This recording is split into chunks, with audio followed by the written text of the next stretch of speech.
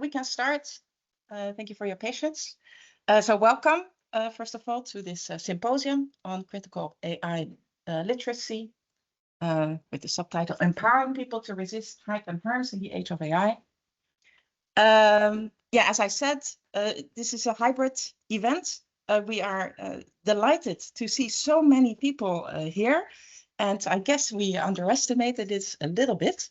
But this is a huge compliment, and I think also it shows, how people are really interested in this topic, and that it's an important topic to engage with. So I'm very happy to see you all here. I will first start with some practicalities and also introduce the speakers before we continue with the rest of the program. I also see some people still come in. Please find a seat. And also online, people may need to still be admitted. Okay, so first the practicality, the organizers of today. This is Leo, Santos over there, doing all the practical organization, and I also think many of you have been in contact with him. Co-organizer is Barbara Müller, who unfortunately cannot be here today because of illness.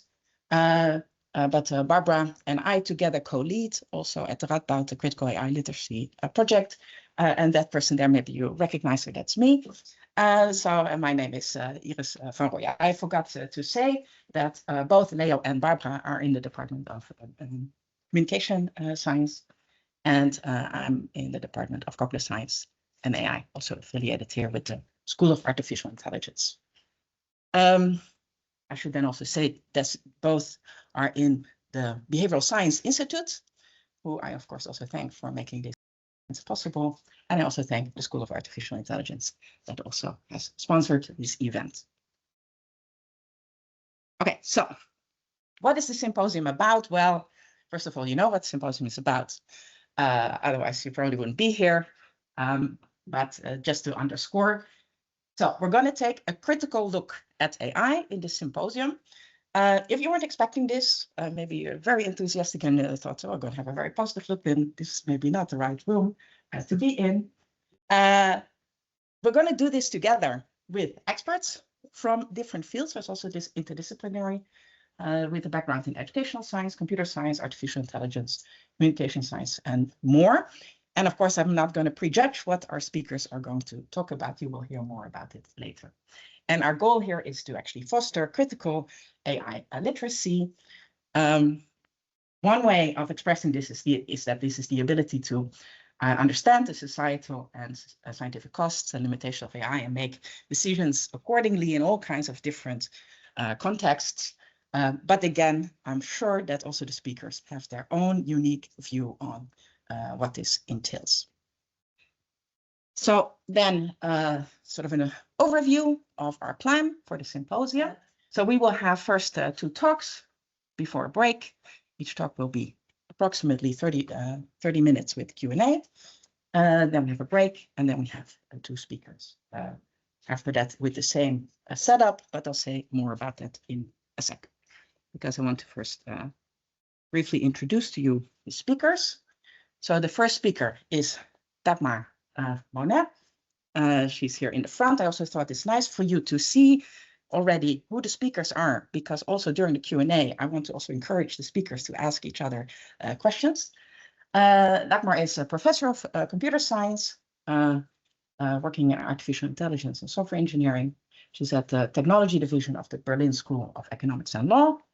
There she heads, welcome, there she heads the computer science department, and she's also co-director of a master's in digital transformation. And Dagmar will be giving a talk titled Calling It Out, From Dissent in AI to Desiderate for Critical AI Literacy.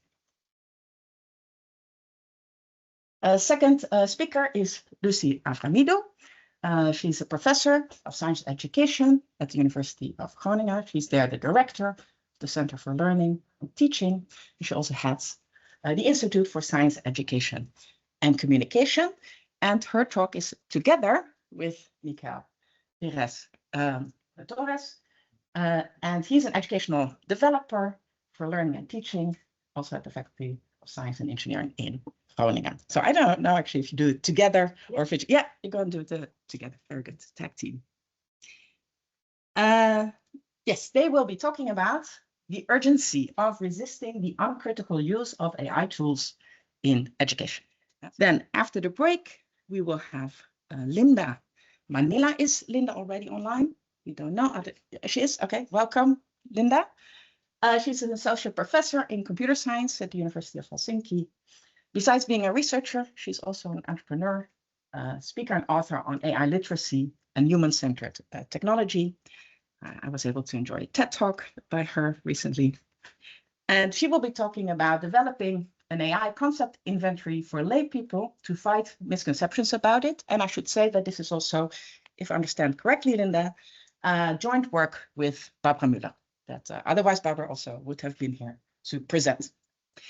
Then the last speaker for today, she's an assistant professor in computational computer science here at the Computer Science and AI department, also working at the Donner Center for Cognition and School of Artificial Intelligence. And she's also leading and developing currently a new master's specialization in computational computer science.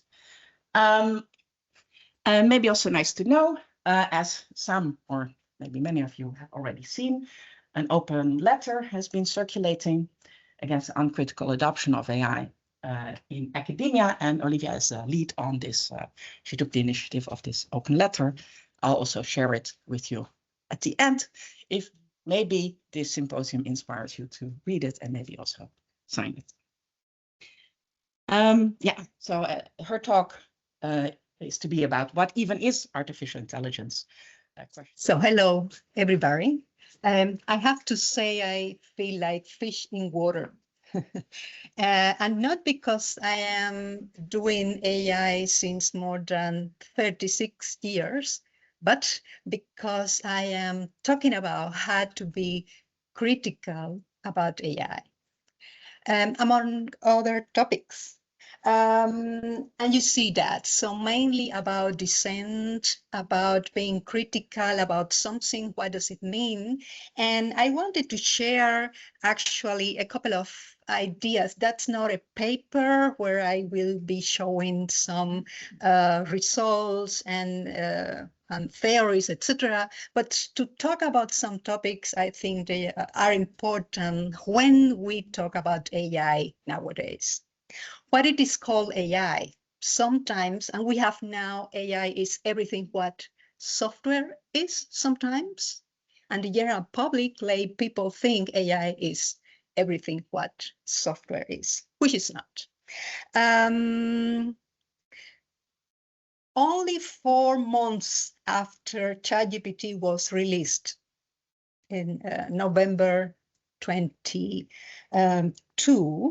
4 months later, I mean, there was a webinar at my university online. We were more or less 40 participants. The whole university was invited. It was online. And it was about, well, AI supported writing at the university. I thought, well, that's a good opportunity to tell or to see what people are talking about in the case of AI, because what I had seen in the last 4 months, more than 4 months, with ChatGPT and the introduction of ChatGPT, mainly on Twitter that time, but also between colleagues and so on, was something where I have a lot of concerns. Yeah, how it is perceived, how it is talked about, etc.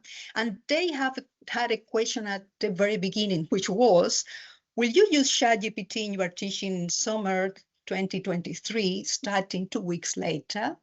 And the numbers at the top were the reactions. So more or less 1/3 was telling, yes, I will be teaching with ChatGPT, especially, which is also nowadays a synonym for AI. But it's not.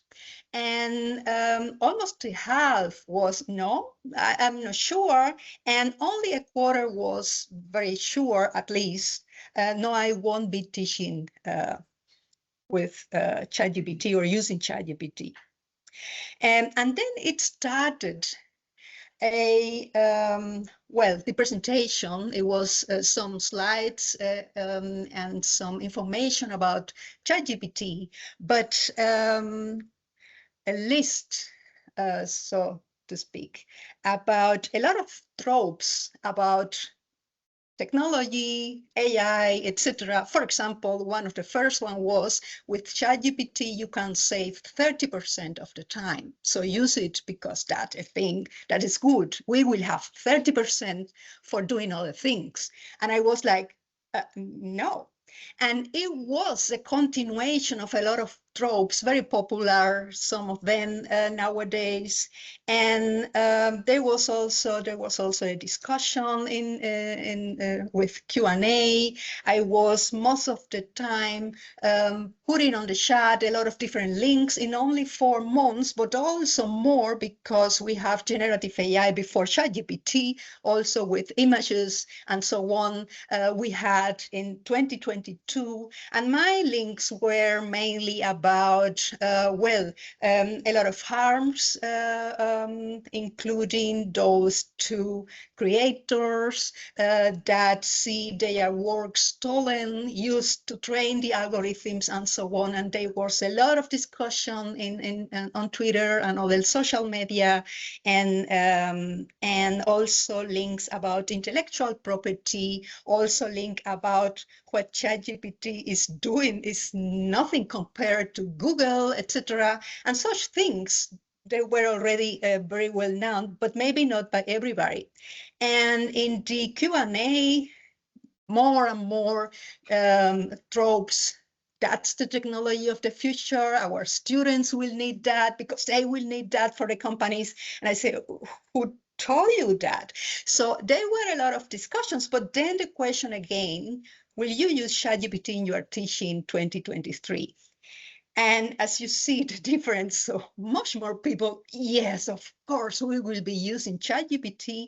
None of the harms of the concerns were something people actually worried about. And not sure 15, but even less people saying, no, I won't use ChatGPT. And that was, for me, not the first time, but a realization. We have to deal with that. So people are actually very, very apt to follow something that maybe, that is one of the things of the hype in AI. People follow, but this technology, let's try it. Let's try it, and then after that think maybe there are some ethical concerns, but that is a second thought and not the other way around. If they are harms, if they are concerns, if they are not sustainable technology, if they are polluting the internet, if they are maybe be very damaging to democracies, etc., then you have to think first about those things, and then taking a look at whether you should use AI or not, and for what, for doing what. And I thought, well, that's the world, that's how it is, how we can, or what we can do to inform people that what they are thinking about is not actually what reality is. So that's a summary of everything since then and how it evolved my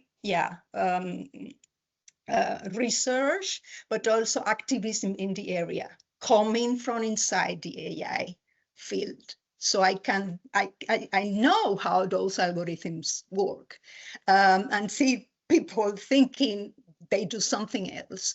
And that determined how I saw what is important that people try to understand. I cannot impose on others what their opinions should be, but I can tell them what is reality and what is hype, what is actually what companies want, and what is not the goal, for example, of academia, education, and so on. Let's start with some definitions then. So I thought one of them is, dissenting. And dissent or dissidents, I am an AI dissident. Dissent is actually having a different opinion. I don't share your opinion on something. What you expressed or said or do, etc., is not what I think it is.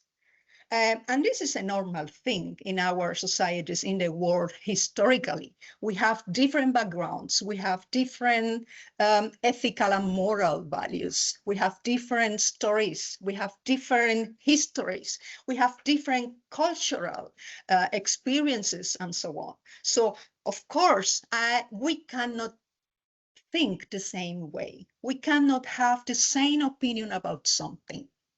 So we normally are dissidents. We don't share the same opinion. And that is the most important thing to me. So that they are dictionary definitions. Huh? I am not talking here about political dissent, which is also, you are similar, you have different opinions related to what the political system or the official opinion is.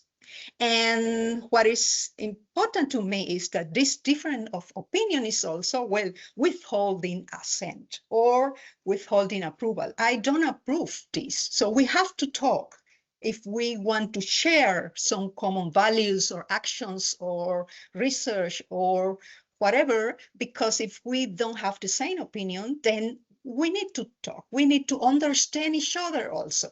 Why do you think that? Why do I think that? And that's the goal of a conversation, to understand each other, to go in the same direction, maybe into opposite directions, but we don't think the same about something. In Spanish, which is my mother language, it is the act or the action and effect of dissenting, these dissents, and also not being conforming to someone's feelings or opinions. So that's dissent.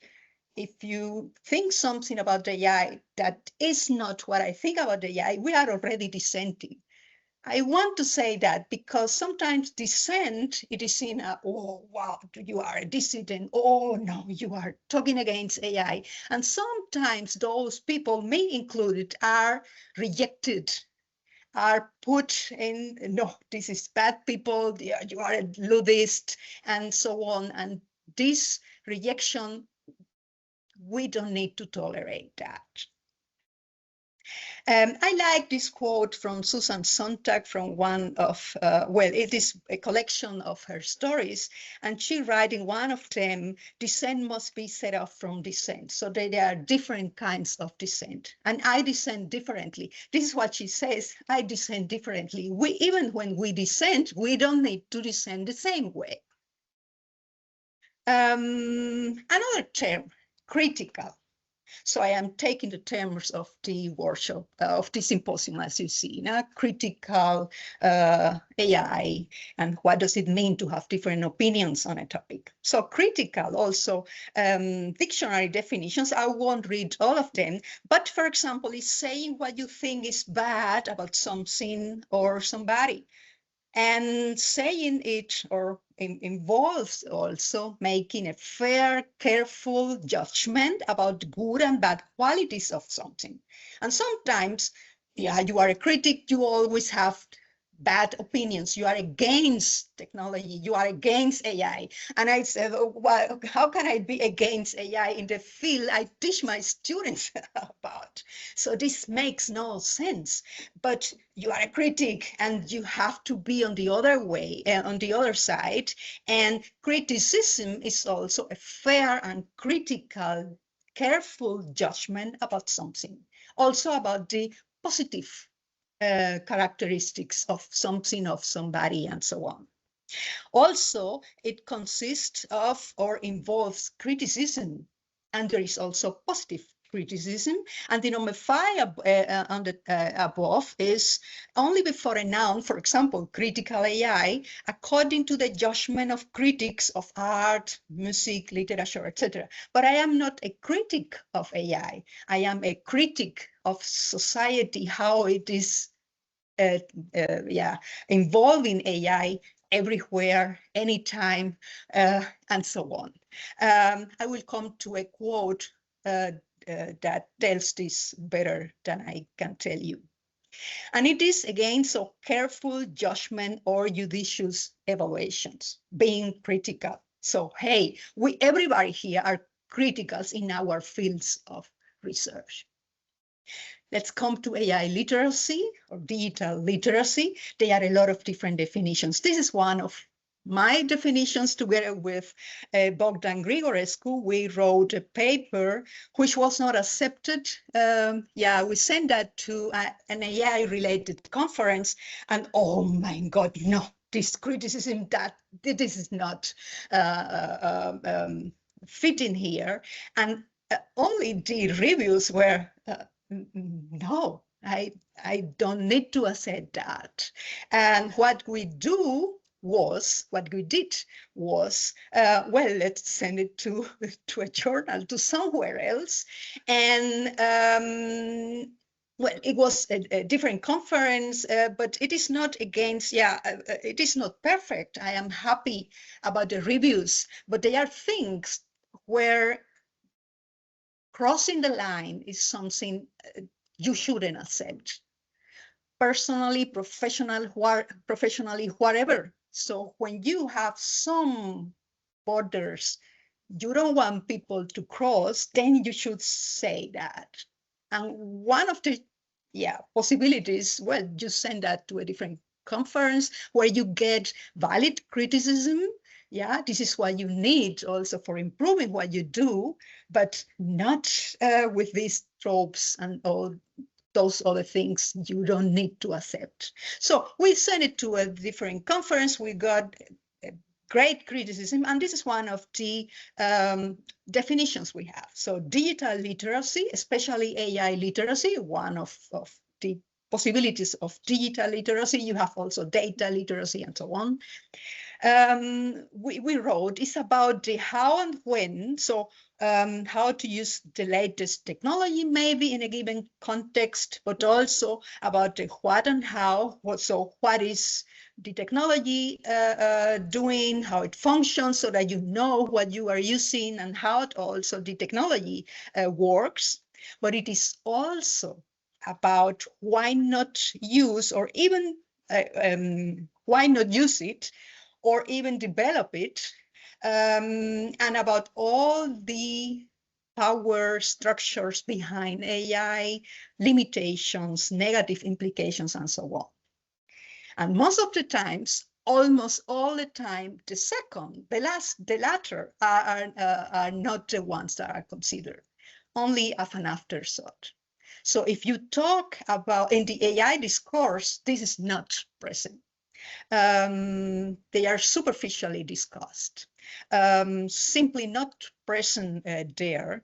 And when you have AI tools that are taking or are supposed to do or to augment humans or to do their task, then you have to be very careful about what you are using and why, and which are the tasks you won't be doing.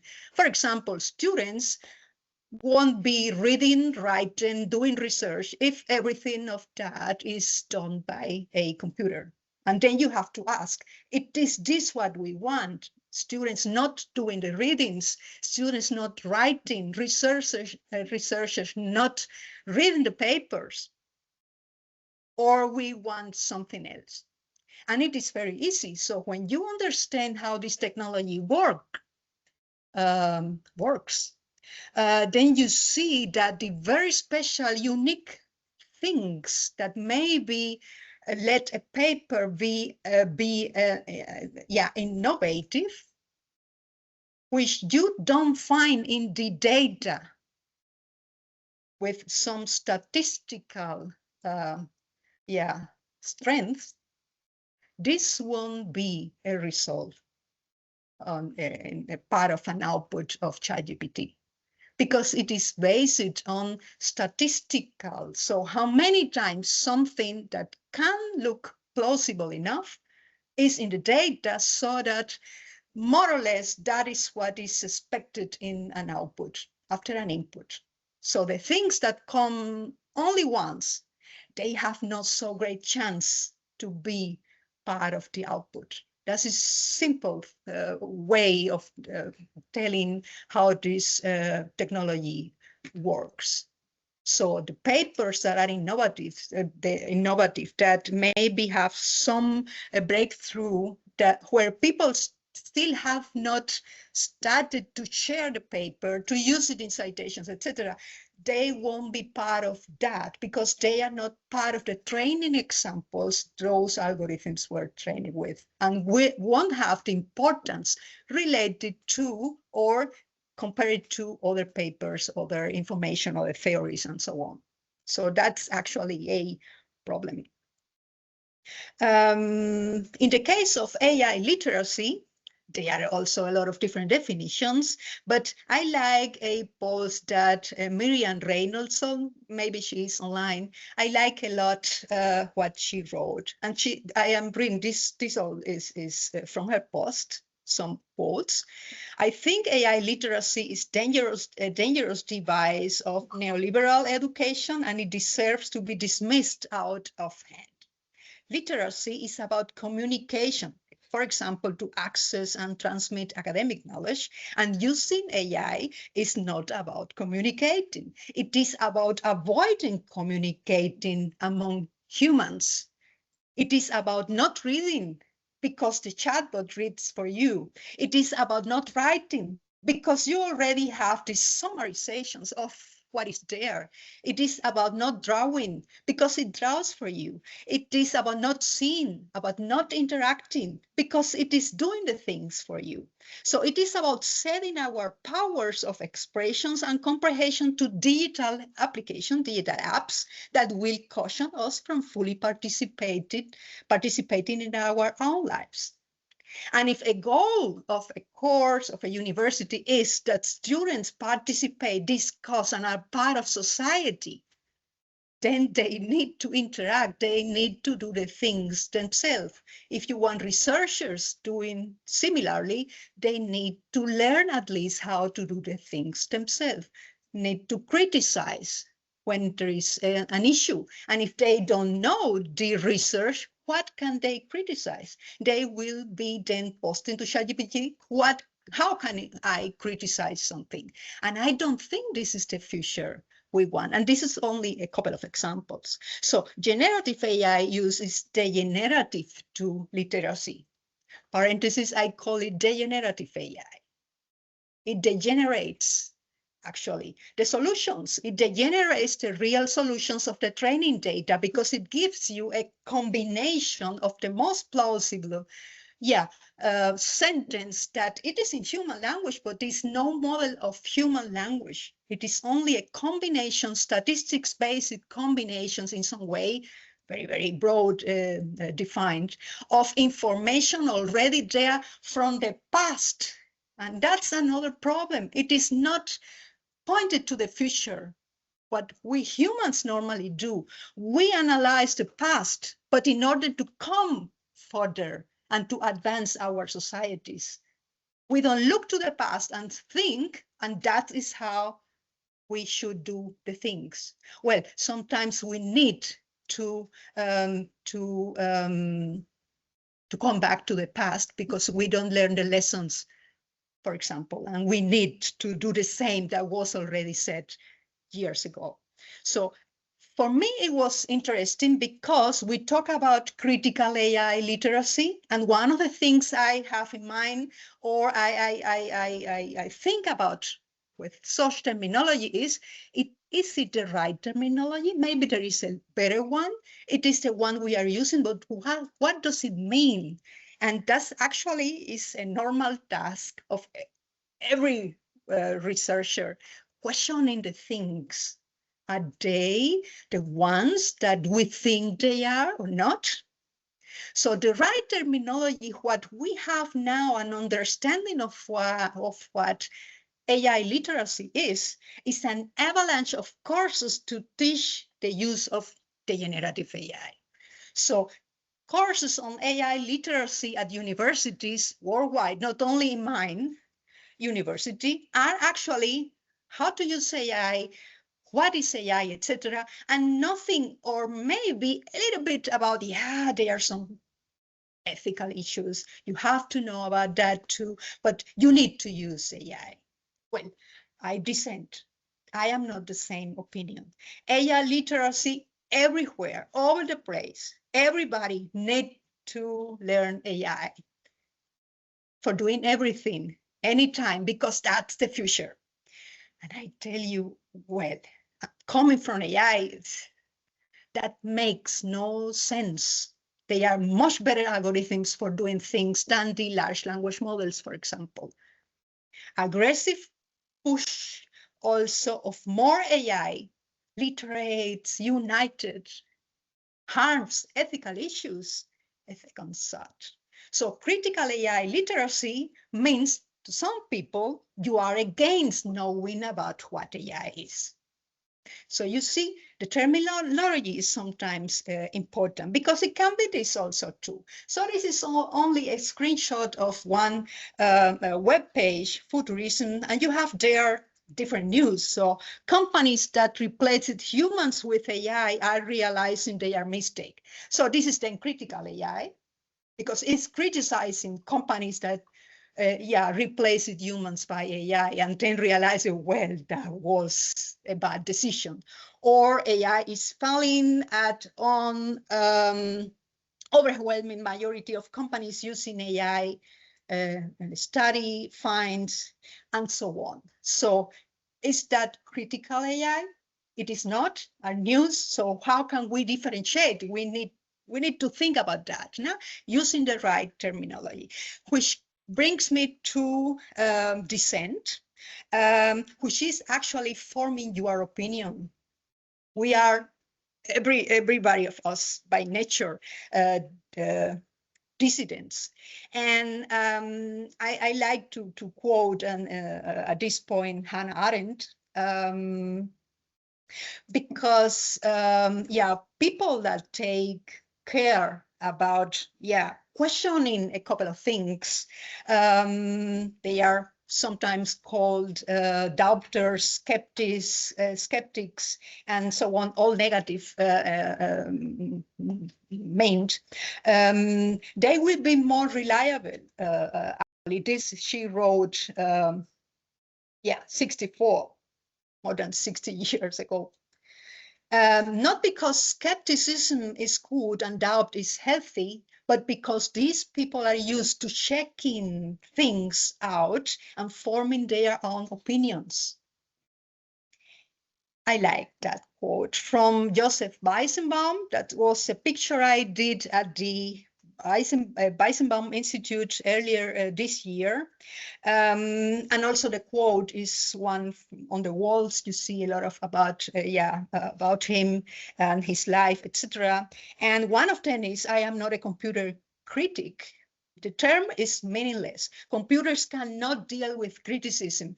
Parentheses, computers don't understand, computers don't think, computers don't have all these different abilities humans have. This is part of the hype, this anthropomorphism about what computers do that they don't. Parentheses closed. No, I am a social critic. I am concerned with the role of computers in our society. I am too. And other authors are too. This is only a selection, 10 books. They are much more. I would recommend you to read because there you have actually examples of why shouldn't we use AI, because of the harms, because of non-sustainability, because of extraction of knowledge, of resources, because exploitation of the annotators, which are millions worldwide, not here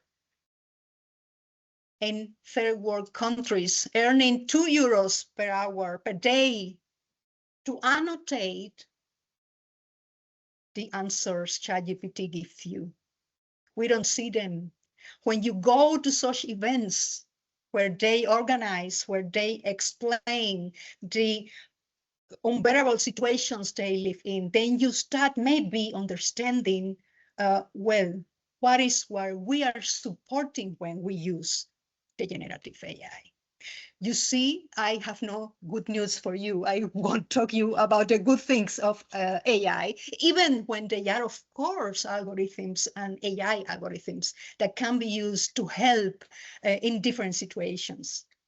I am not sad because of that. I learned already to cope with that, and I prefer to be on the side of taking a critical look at that. So what we don't need is a lot of things that are happening, and these are three different kinds of examples. For example, Weissenbaum, 93, he wrote, heretics are punished and expelled. And once someone is finally recognized as a heretic, people claim he was never a real scientist anyway. And we have seen this already. So people on social networks, in conferences, etc. No, but he is not doing AI. No, but he has or she has no paper on the biggest conference on AI. And actually, I don't want to send a paper to a conference which is hyping more and more AI. I don't want. That's not what I want. McKillen, in his book, Resisting AI, an anti-fascist perspective, or what's the name, McKillen, anti-fascist approach to artificial intelligence. Well, this is one of the quotes. I have a lot of marginalia on the book, but one of them, the widespread application of machine learning points to a growth in learned helplessness among data subjects. So when you are using those algorithms who are unable to comprehend the decisions that are being made. And you can also not contest that. The algorithms is sometimes making decisions for you and also harming you. And sometimes you don't have the possibility to contest that. Or Adib Moghadam, a book, from 2025. In Argentina, AI technologies have been used to suppress political dissent from the oppositional media, academics, and activists. So 3 different kinds of suppression, punishment, etc., with the help of AI. This one is from Dreyfus. So he was a critic, and also he wrote that with his brother. So at MIT, the rejection was so total. This was some years ago. It's not the first time that opponents to how AI is being solved happens. It happens before. At MIT, the reaction was so total that students and professors working on the robot project, they're not to be seen having lunch with me without risking getting into trouble with their supervisors. If you want to have lunch with me and discuss this in spite of what your supervisor will tell you, welcome. But if you think you shouldn't talk with me, well, that's okay. You will decide. Yeah, you form your opinion and you do what maybe is better for you. Not everybody can be an open dissident. I am very privileged. I have a position that, well, till now in Germany, who knows, 2 years, but I am very privileged. I know not everybody can be so open against something. So what we need is a dissident, a loving resistance fighter, from the book of Potsman, Technopoly, and summarize active opposition, responsibility, Hannah Arendt, a loving resistance fighter, Potsman, a dissident, an armada of dissidents. This is what Adib Moghadam says. For example, personal or moral responsibility, wrote Hannah Arendt, 64, is everyone's business, regardless of the circumstances of consequences. So we are the ones, it is personal. We support a system when we say nothing against what you should be saying, no, all areas of life. No? It was, of course, related to Nazism in Europe and so on. Or people, we need people who refuse to accept efficiency as the preeminent goal of human relations. Or we must choose between freedom or servitude.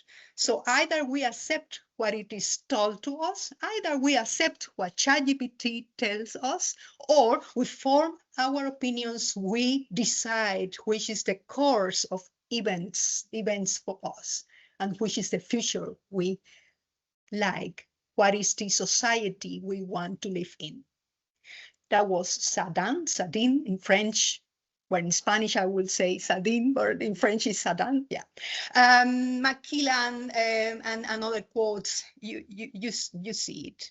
So the role of intellectuals should not consist so much in instructing the masses to the point of preaching to them from their ivory tower, as in understanding the phenomena, what we are doing here, trying to understand, to sound the alarm with arguments and awareness when necessary. I like that a lot.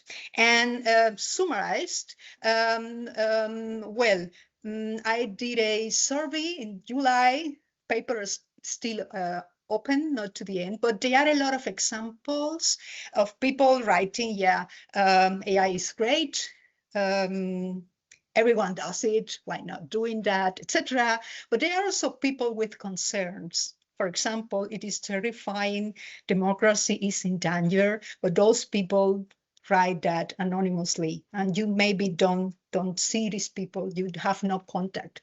So I celebrate trying to coming together and trying to understand and find also common ways of thinking, because this empower us too.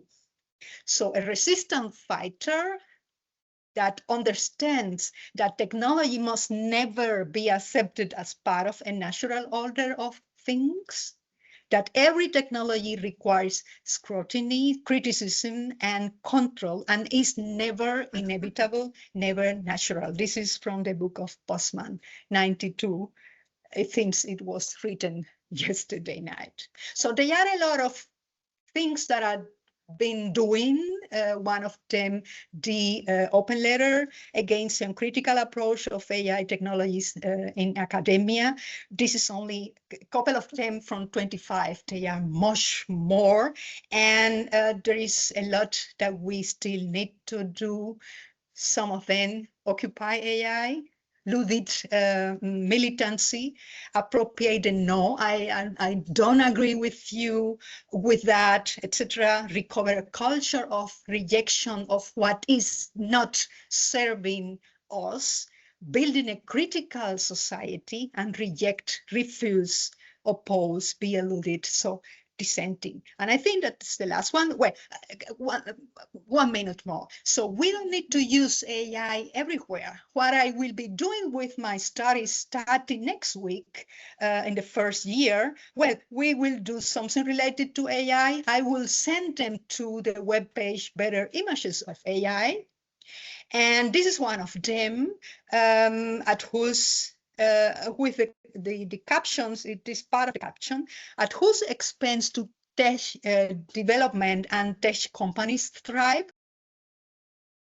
Image suggests those whose lives and livelihoods are impacted by AI, students, annotators, etc., etc. The water and wave imagery evokes the rising tide of AI hype, the AI bubble, as well as environmental impacts of AI.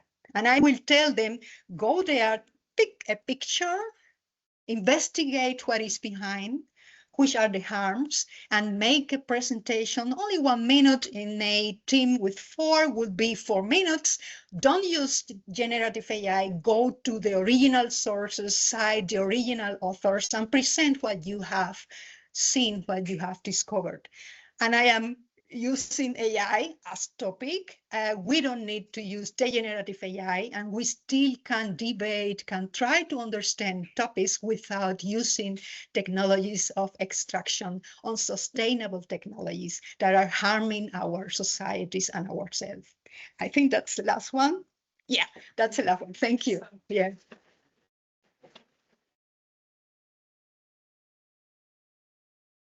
Okay, Hi everyone. Calimera, buenos dias. Good morning to everyone who is joining from different parts of the world.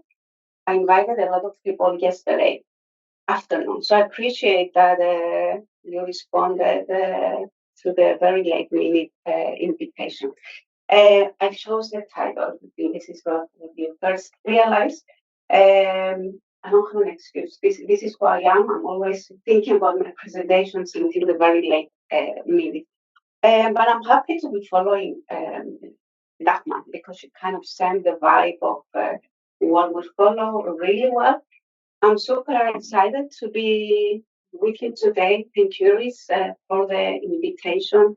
Iris and Olivia are two people that I admire very, very much, not only because of your work, but also because of your activism that is directly connected to your work. And the fact that you've been creating, in my view, a kind of a beautiful movement that we desperately need at this time. So a title we chose is Learning to Live with the World Instead of Dominating, to imply that AI technologies, and when I use AI, I mostly refer to generative AI, is attempting to actually dominate the world in different ways. And by choosing this title, we were hoping to kind of frame the discussion around the use, if any, of AI in education within a broader context. Why? Because we're not only experiencing the rapid development of AI technologies, but we're also experiencing a set of urgent socio-scientific challenges. Think about climate crisis, disinformation, polarization, dystopian military events, and genocides in different parts of the world. So this is the context that our talk is framed with. My understanding of AI technologies is informed by critical theories. This is some books that Dagmar has also been reading, and AI scientists mostly that drawn from an ecological approach. I adopt the position that artificial intelligence is neither artificial nor intelligent. Instead, AI is made of natural resources, human labor, stories. It's also both technical and social and embedded in politics and cultures. And these are the constructs that I'm more interested in my work. AI reflects our understanding or the understanding of the minorities of the world, the 1%, billionaires of the world, and social relations, which capitalizes on the centralization of power on the few and the necropolitics, meaning some lives are deemed as more important than others, or some lives are grievable while others are not. And AI-generated output is at times bullshit, as many people have documented. It includes made-up information and hallucinations. And we will see later on how these ideas find their place in the context of education, especially. Here are screenshots of various headlines from newspapers in different parts of the world in the past 2 years that speak to the experiences of using AI technologies across different life domains. And here is a link to an opinion piece that I wrote 2 years ago that was published in the university paper in Groningen, where I reflect on how ChatGPT is trained essentially by exploiting African workers who got paid $2 per hour to go through very disturbing content like rape, child abuse, and so on. And this aligns perfectly with what Dagmar shared earlier, that by definition, AI technologies are unethical and are designed irresponsibly.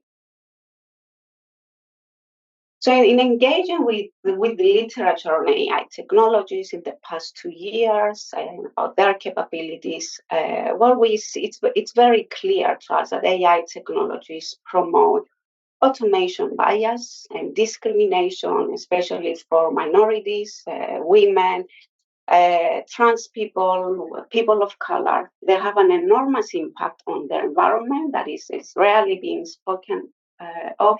They exploit marginalized communities, especially in the global south. And for education, in particular, Miquel's going to share a bit more about that.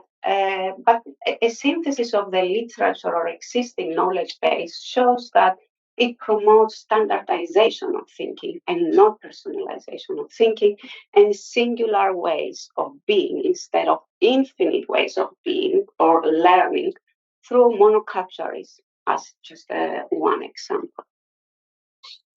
Here again, a few screenshots from newspapers, again, very recent headlines about issues connected to misinformation, bias, and discrimination in these tools. And here you get a link to a collection of 10 stories, funny stories, but not funny, really, actually very, very dangerous stories when AI tools really screwed up, as for example, supporting people to commit suicide or murder others. And with this, I want to shift to education, because this is where we come from. And here I'm sharing the words of Dan Ayub, who is a former general manager of education in Microsoft. A side note, Dan is an AI scientist. He has no qualification or expertise or experiences in education. So in 2020, he said that AI is a major influence on the state of education today, and the implications are huge. AI has the potential to transform how our education system operates, heighten the competitiveness of institutions, and empower teachers and learners of all abilities. Now, let's see what the research says. Here you get, again, a link to a paper I published last year where I kind of bring together, synthesize existing knowledge on the use of AI in education. The first, perhaps and most important insight is that there is currently no research evidence that AI supports learning, meaning the construction of information and transferring that information into new contexts. AI is an automation machine that promotes standardization of thinking. Think, for example, learning analytics and promoting specific learning paths, singular ways of learning or being in the classroom. Big techs who are behind the design of these tools confuse education with training, which are completely two very different things. When I think about training, I think of training dogs to behave in specific ways. I cannot use the same techniques or strategies when I have in front of me a class of students with very different histories, interests, identities, and abilities. And essentially, AI is a dead zone for creativity and imagination. Instead, what do we know about this? Is 5 years later. What do we know about digital technology and education? This is a recently published paper from UNESCO. It's commissioned work that kind of synthesizes empirical evidence on the use of digital technology in education. And I it's a long document, and I try to summarize it into 5 main points. The first one is that digital technology, including AI tools, alone does not transform education. Digital technology does not improve learning. Digital technology does not fix inequalities. On the contrary, it widens the gap between, for example, global south and global north, opportunities of students living in these different spaces of the world. Digital technology does not elevate teachers' work, and any impact, positive impact, is always context-specific and is tied with socio-technical factors. Now, I kind of want to step back a little bit and think about having this in mind, and think about the role of schooling or university. What is it that we learn, or at least we should learn at school or university? The first one is that a good instructor or high quality education actually teaches not a set of information or knowledge and skills, but it's more broadly, it's about learning how to be in the world. So essentially, it's an identity question. Schooling is about identity development.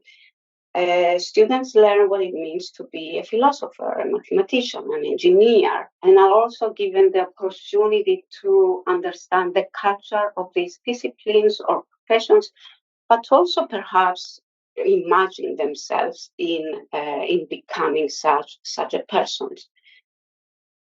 Another main goal of schooling and university is the development of social skills and relationships. This is a space where we meet new people, where we encounter others who might challenge our beliefs. And this is also a space where we make friends, which is very, very important in life.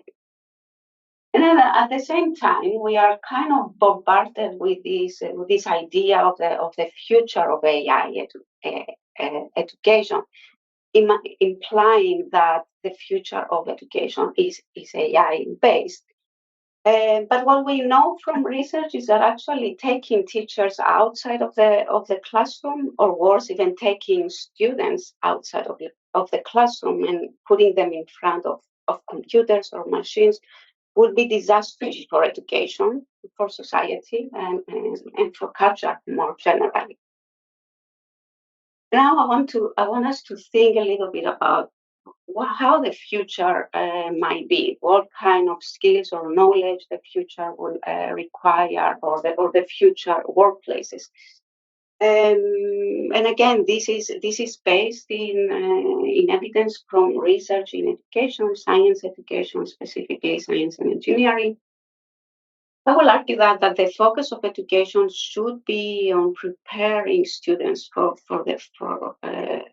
future workplaces, and the skills or knowledge that are needed in these future workplaces focus on critical and creative skills, as well as managing emotions, empathizing with others, becoming more resilient, developing the skills or abilities to adapt to new environments. Think about COVID pandemic, for example. And these are exactly the skills that will separate humans from machines.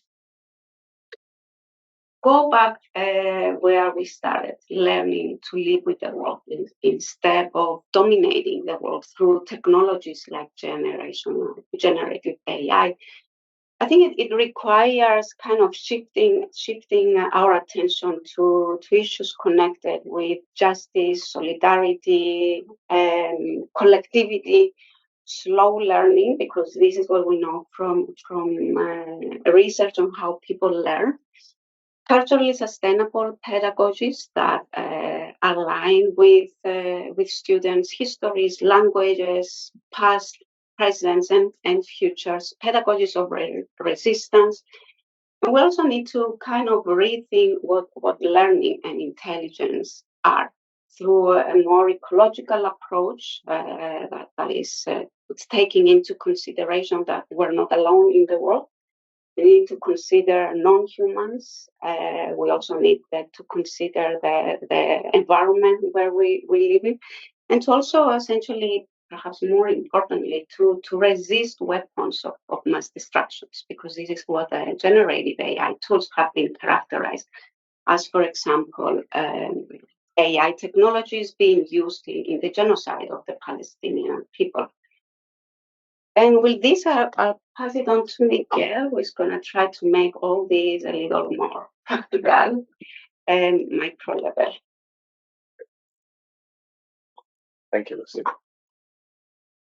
I think I'm going to keep it.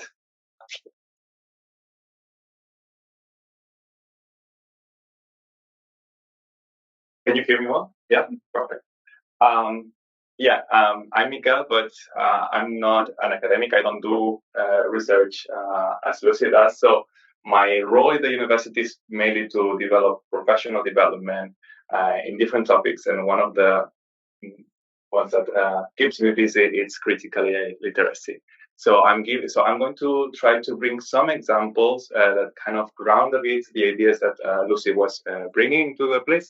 Actually, I'd like to think along these questions, like what ideas about education are conveyed through these AI technologies, and which are the risks of using these AI technologies in higher education.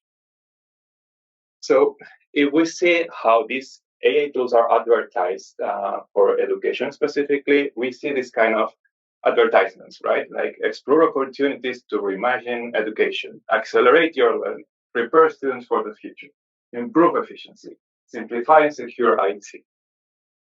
Or even you can talk to a chatbot and try to to go for a deeper understanding of a specific topic, like entropy, for example. So this is kind of how these AI tools are framed right now.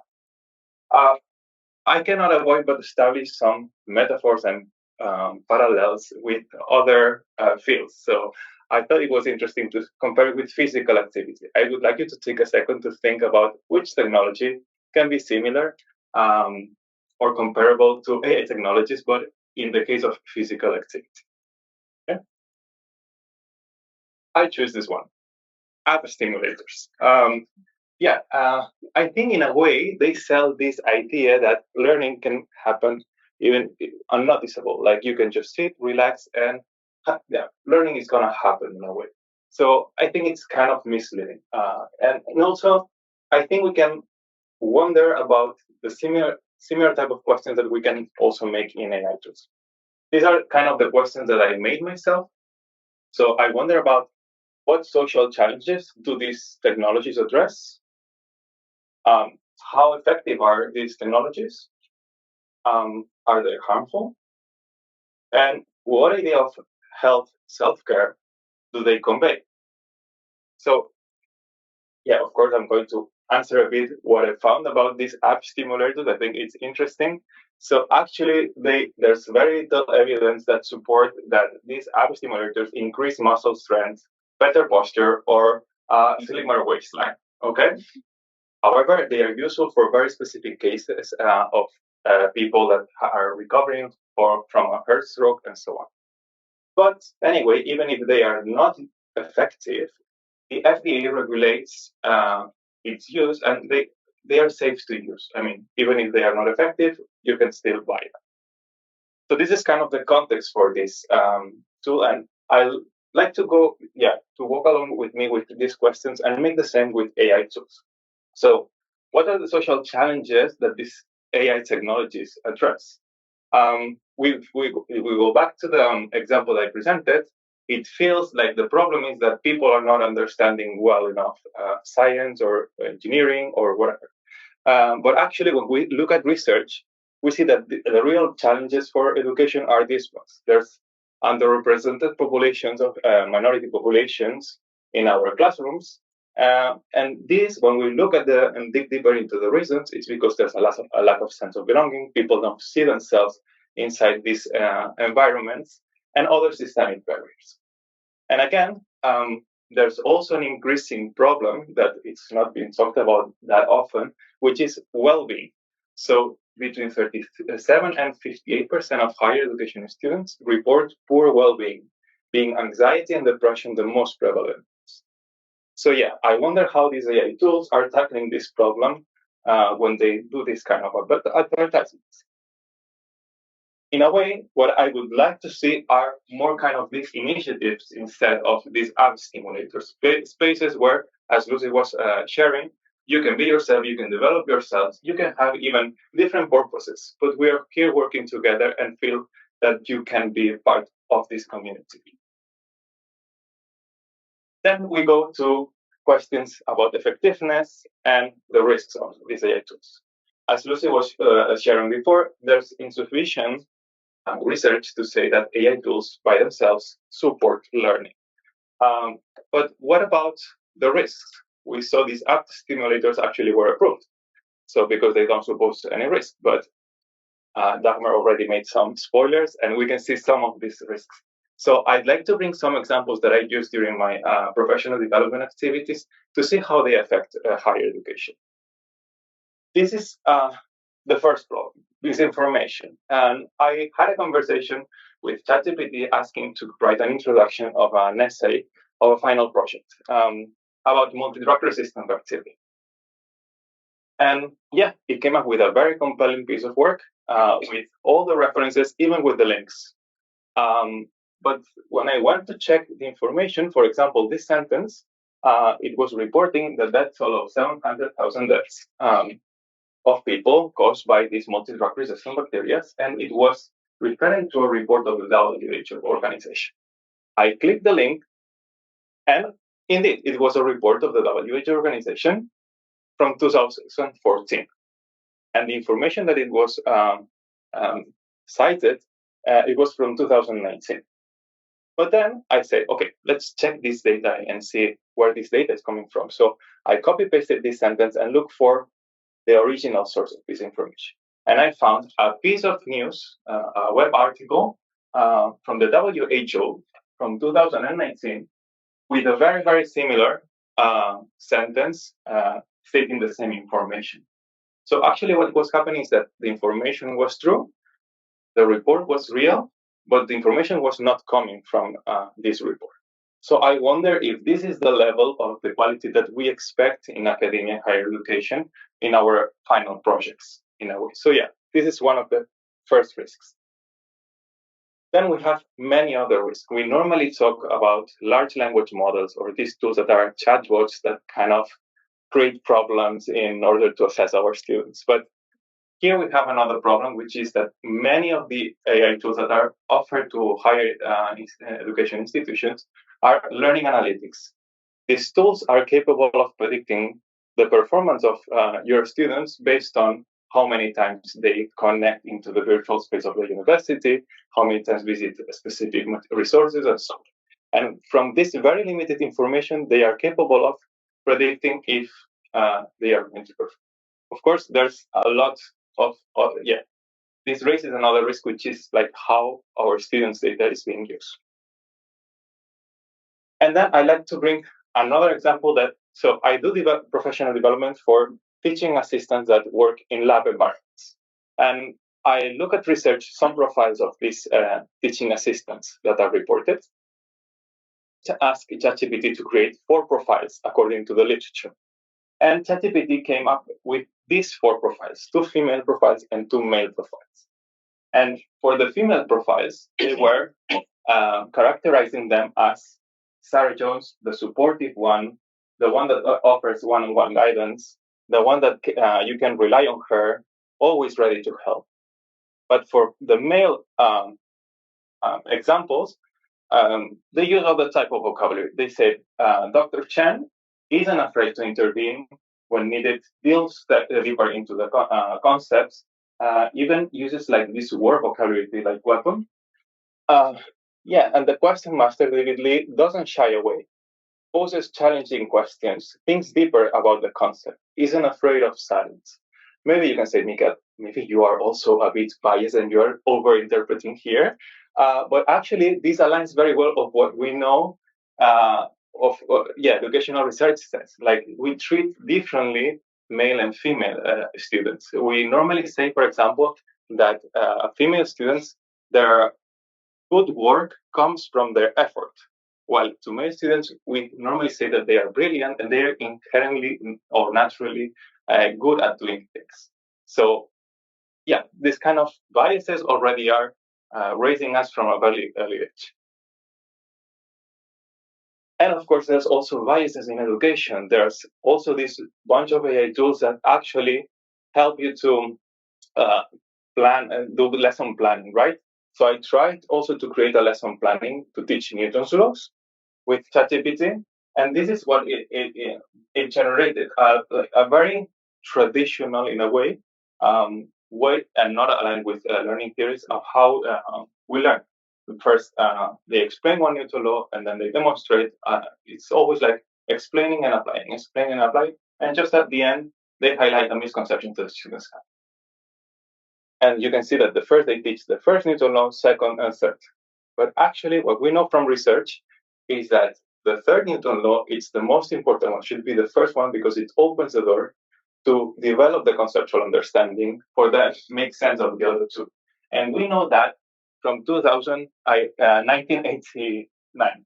Okay, so what I want to say is that even if these AI tools are fed with lots of textbooks teaching Newton's laws, it doesn't mean that it's the best lesson plan available. And now I'm going back to the questions that we made about these app stimulators. I want to focus again on which ideas of education are these AI tools conveying. I think it's important to stress that they convey this idea that learning can be standardized and optimized with AI. So they focus too much on these cognitive abilities, and they create these sense feelings that an AI tool can give you the right thing on the right moment, which actually it's not true because it's based on what the majority of people think alike, right?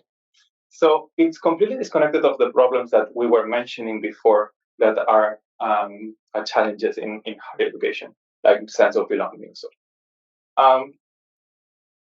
some research are starting to say that actually we need to see how these AI tools interact in different environments. The same AI tool here in the Netherlands is not the same that if we use them in Latin America with certain schools or others. So it's important to take that in consideration.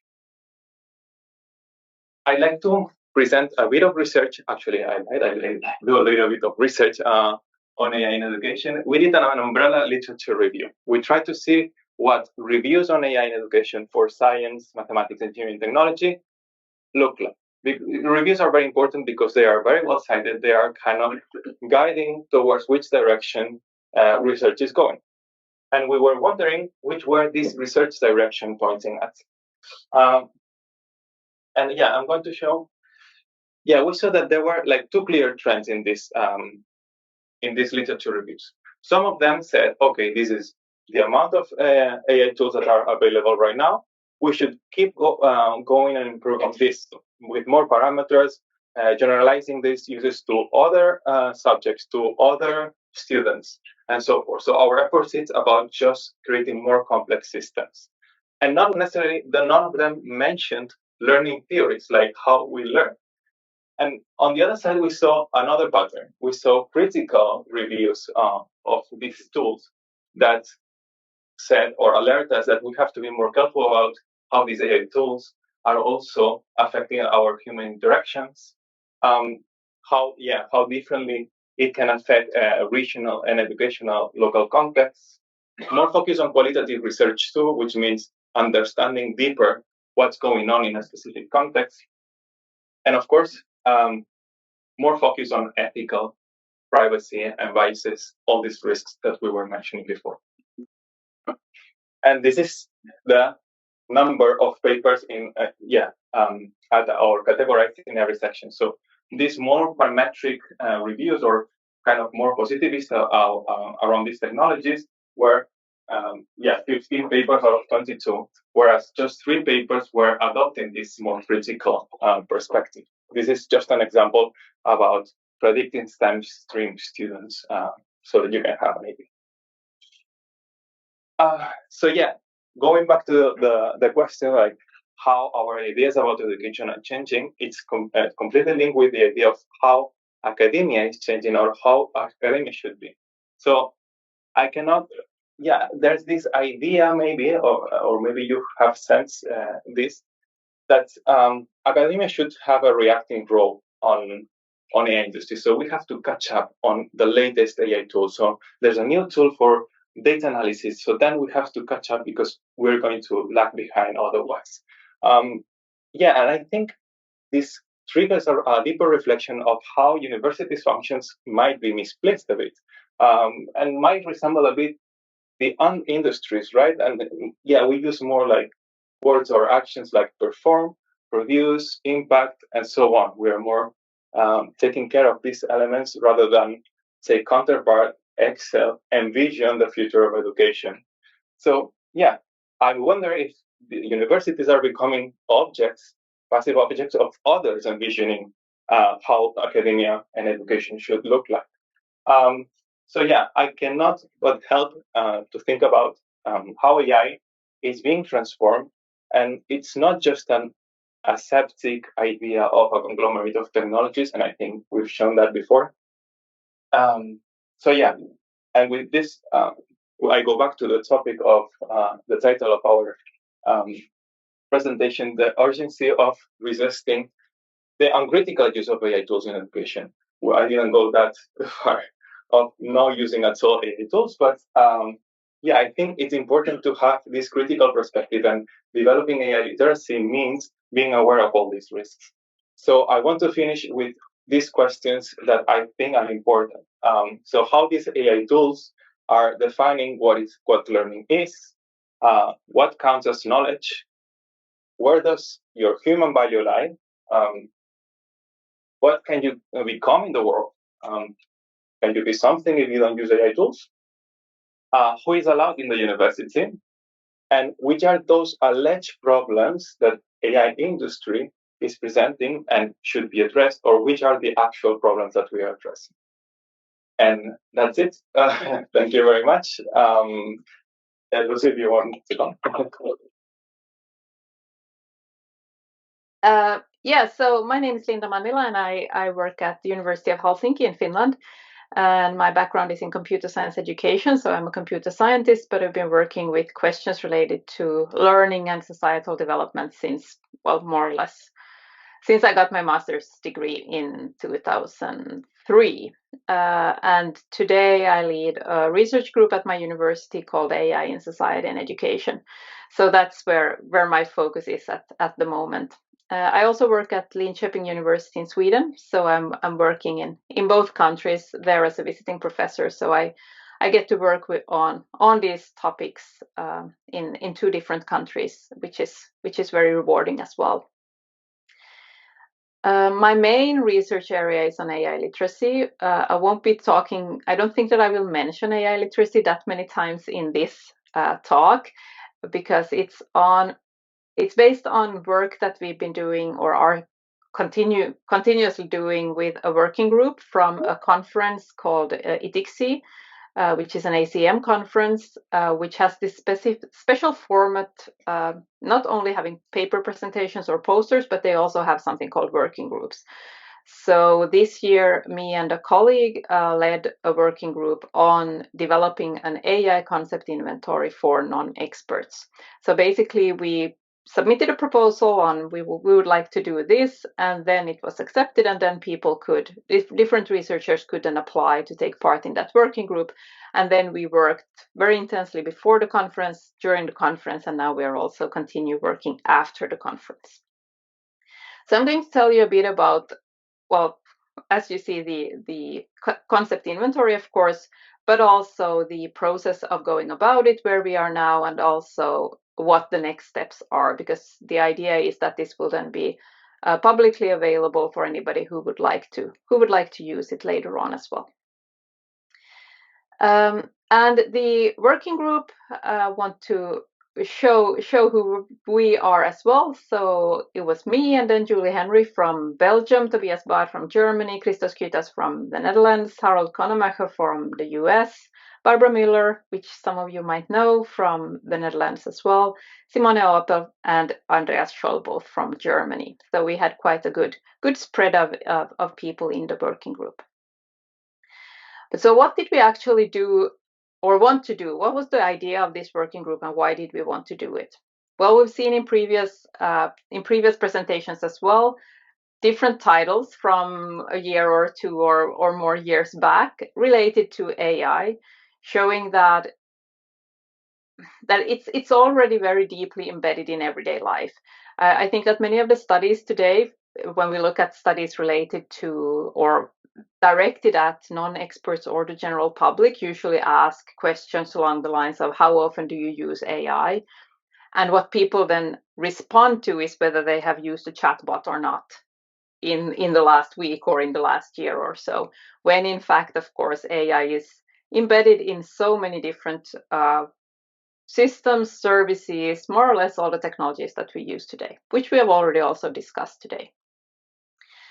And given this, the amount of knowledge and the level of understanding that people who are exposed to these technologies, of course, become quite important, because only if you are aware or hypothesis at least is that only if you're aware of how things work, you could actually also use it in a responsible and aware manner. So the underlying idea here is that AI systems today shape our people's experience without our consent necessarily, and also without our understanding or even awareness. So that's the starting point for why we wanted to do what we set out to do. So basically, AI, of course, is everywhere. Everything isn't AI, which is a common misconception that all technology is AI, but AI is more or less embedded throughout our everyday lives today. So that's one of the reasons.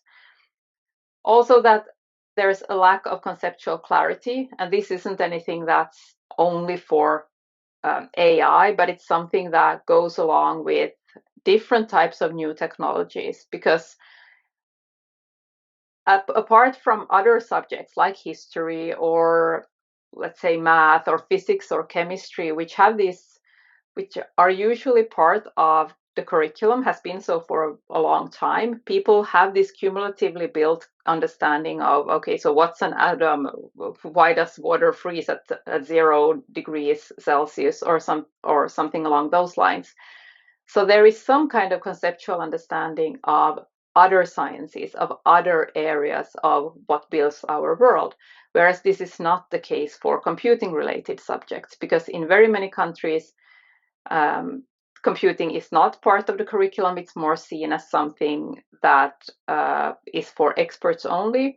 And if it's included in school, it's more in the relation of digital literacy or digital competence.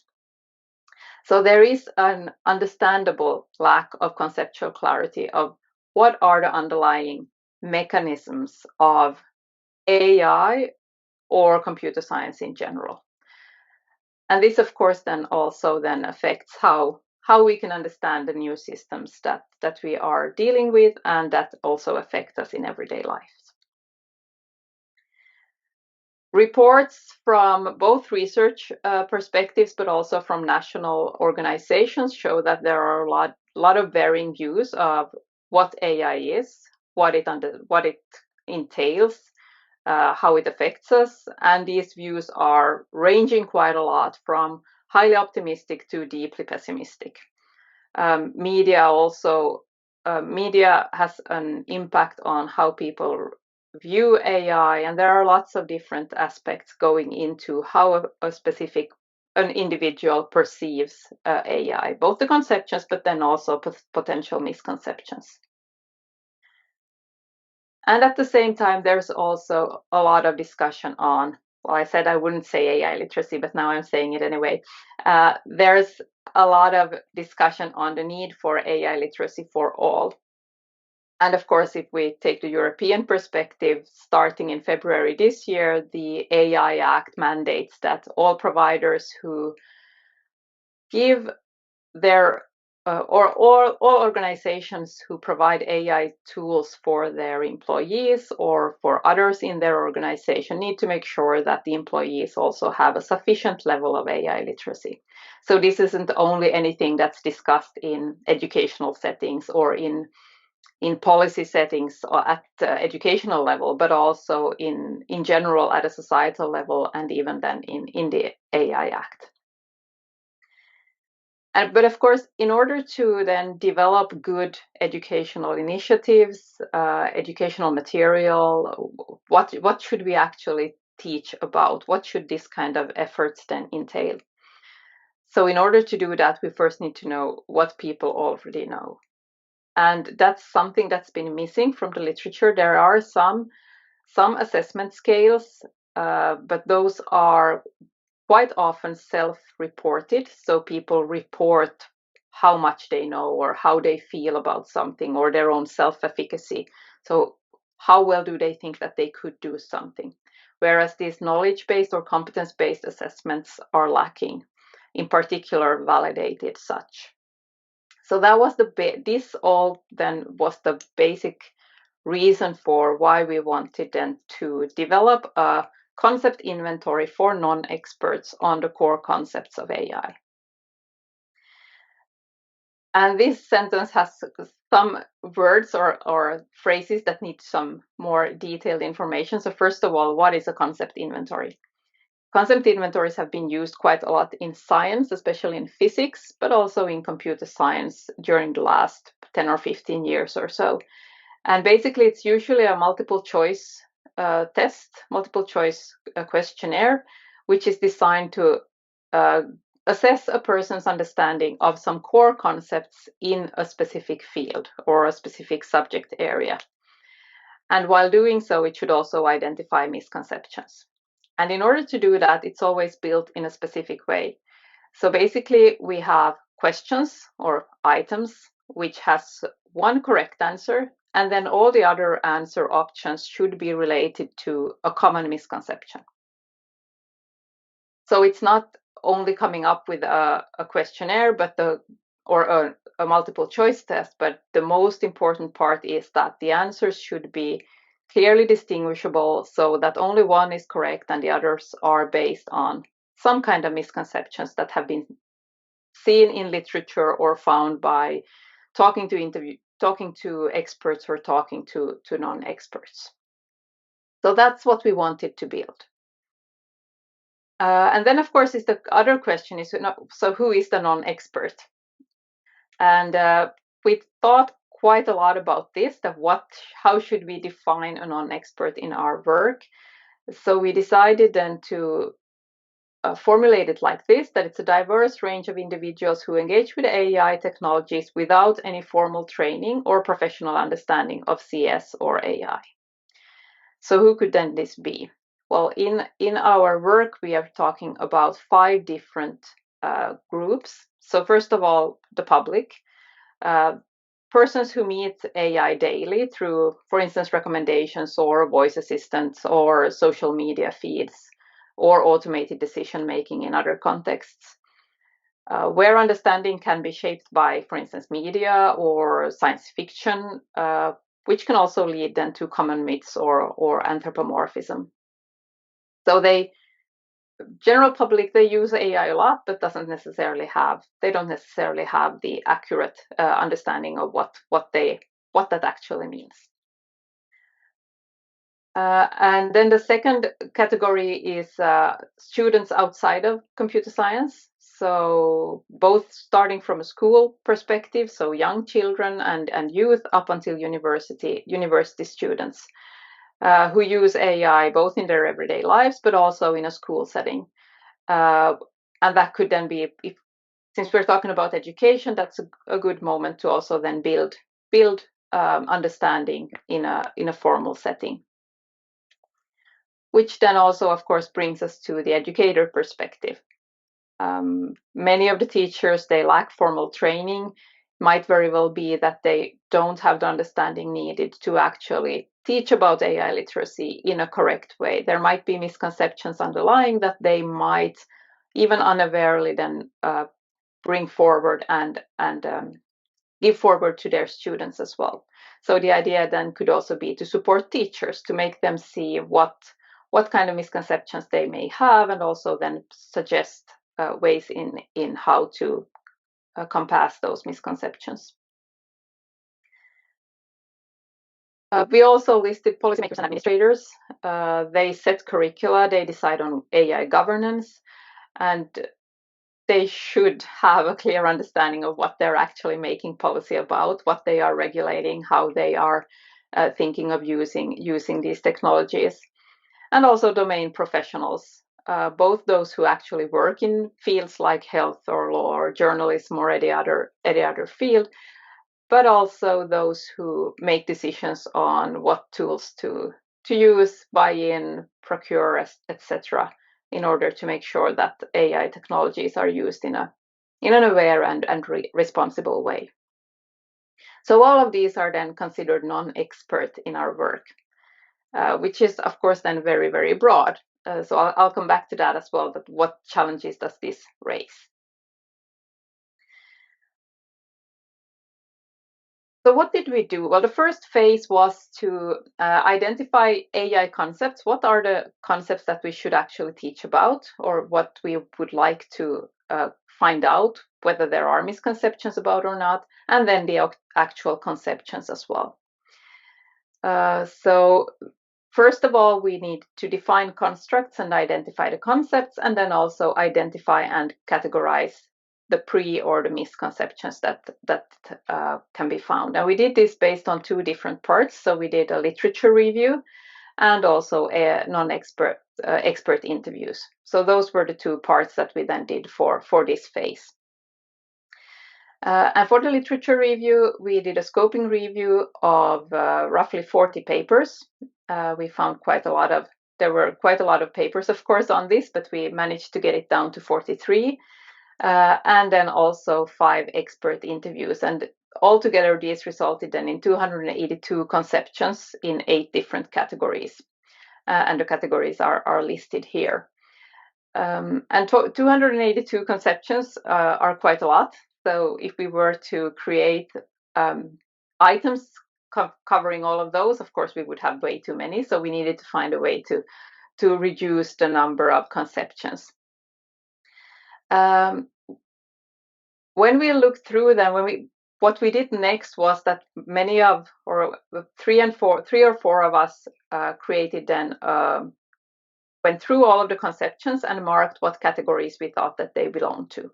And then we realized that quite a lot of the conceptions matched several of the categories, and the most common categories represented was number 1, 2, and 7. So what AI is, how AI works in general, the anthropomorphism aspect, and then the autonomy and agency aspect, and then inclusiveness, bias, and trust. So we decided then to focus on these 3 main categories at this point. So we would only consider misconceptions related to these 3 areas. That then led us to a reduced number of conceptions. So then we had 134 conceptions, which were evaluated by 27 experts. So basically, we asked experts to, through a survey, go through these different conceptions and mark how important they felt that these different conceptions were from a non-expert perspective. And there we found that there was a strong overlap between the knowledge that experts saw as essential from the expert interviews and the misconceptions that were also then found among non-experts in the literature review. So we were then, well, this is one of the tables, and then we have another one which just shows some of the analysis that we did. So the first one shows what categories were considered the ones with the most green, and the darker the green. So each category is a column of its own. So it shows which categories were the most relevant according to the experts, and then we also have some specific items, a selection of those showing the most important ones mentioned or rated by the experts.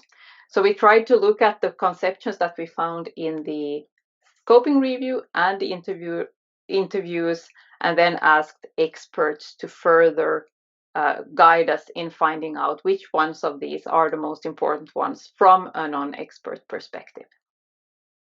So the result of this was basically then a list of all the 134 conceptions sorted into an order of the most important ones at the top, and then the ones that were considered least important at the bottom.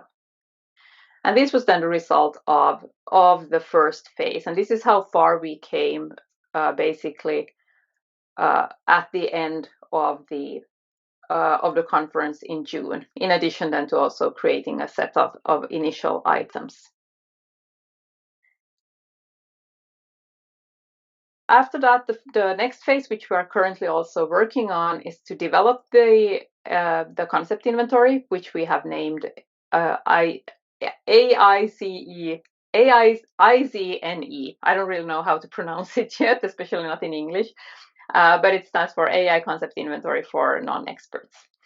So the next part was then to develop it. Of course, the items, try to find good items which have these answer options related to specific misconceptions from the literature. then to validate the concept inventory, and then to apply it. And apply here, then with that I mean distribute it, make it useful for others, which also includes, of course, translations. So the first step, after we had identified the conceptions that should be included in the concept inventory, we started working on developing and designing the items to be included. And again, we used literature reviews, our own work, analyzing what we already found, trying to find good items, and then picking suitable misconceptions for the answer options. And we also at this point had expert input, and I'll get back to that. After that, we piloted and validated the CI items, and this is where we are now. So we haven't done all of this yet, but here we've had expert input, and we've had think aloud interviews with non-experts. And what's still in the pipeline is a larger scale validation, which we will start now in a couple of weeks, hopefully by the end of November. And then after that, we look forward to then applying and refining the concept inventory with more revisions so that we can publish it. And then you see the arrow, because of course principles don't change very quickly, but given that some of the items that we have are related to, for instance, generative AI, might very well be that we will need to do some adjustments in, let's say, 3 or 4 years of time. Very difficult to say, because some of the items might become dated, but hopefully that will then be more about rephrasing the item than trying to come up with a completely new concept to work on, because the basic underlying concepts will probably stay the same. And we found 22 AI concepts. They are listed in this in the box here. It goes from identification of AI in everyday life to limitations of AI or ML to bias in AI and splitting data for training and testing, etc. So there were quite a lot of concepts related to AI identified through the literature review and the expert reviews as well. So when we then started creating the items, we first selected a suitable category. So for instance, okay, so this should be about how AI works. And then we chose a suitable target, concept, and then also corresponding conceptions from the sorted list that we had. Assigned a question and suitable answer options, and then we discussed and revised these. So the first version of our concept inventory had something along the lines of 30 items. We call that the version 0. At this point, we are at version 2, so these have been updated quite a lot already. And just to give you some idea of what an item could look like, we have one here, which is on rule-based versus data-driven systems. So we have a face recognition algorithm to unlock phones fails to do so if Alice has her glasses on. How is this possible? And then we have 4 different options, with one being correct and the others based on given misconceptions from the literature. So the first one is the algorithm analyzes the face based on pre-programmed rules, and the programmers have not thought of glasses. The second is the algorithm learns the rules needed for analyzing faces on its own. So if Alice just keeps trying, then it will soon learn to recognize her with glasses as well.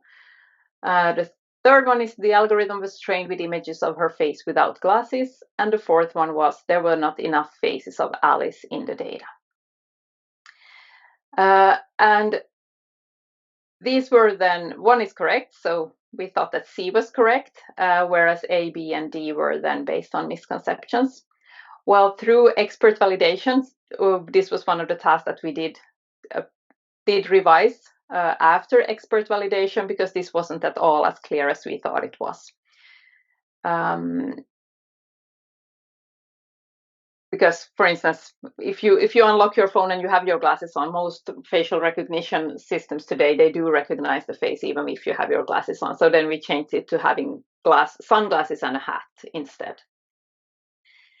But so this validation was very crucial, because when we sit in a group and try to come up with good items, even if we think about them a lot, we discuss them a lot, it's completely crucial to get the outsider validation as well.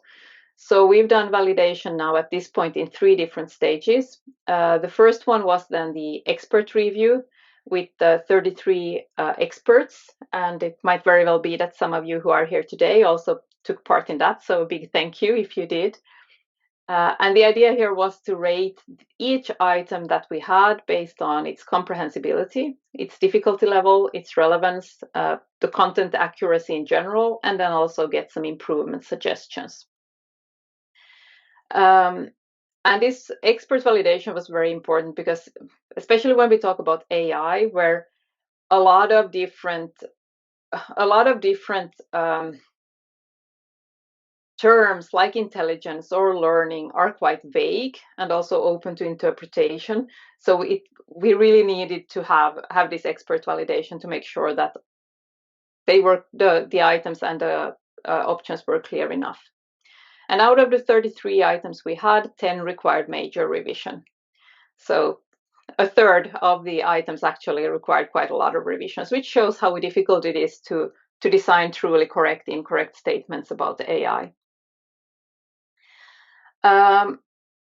Then we also had an expert agreement score, which reflected the level of consensus among experts on the correct response option. So if we also asked, of course, the experts to pick the right answer according to them. So if we had tasks that had a very low score, that meant that the experts didn't agree on the right answer. And that's, of course, a very big problem when we do something like this.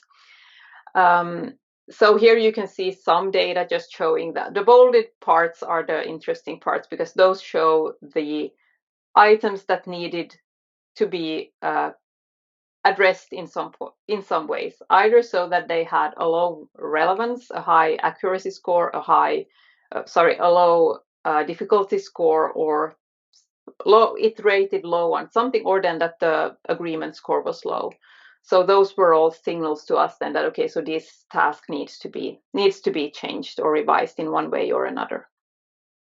And based on that, we then refined the items for the second version of the ACNE. Then we've also done a pilot study with students in grade 7, 28 students in Germany, and that was more to cross-check the expert feedback with real user data. So that we could both see how well actual non-experts respond to the instrument and how that aligns with the expert judgment. And we could consider the internal consistency of the first pilot acceptable. It wasn't very high, but this was also before we had made the changes based on the expert review. What we did before submitting our report was also a Think Aloud non-expert interview session with 16 non-experts.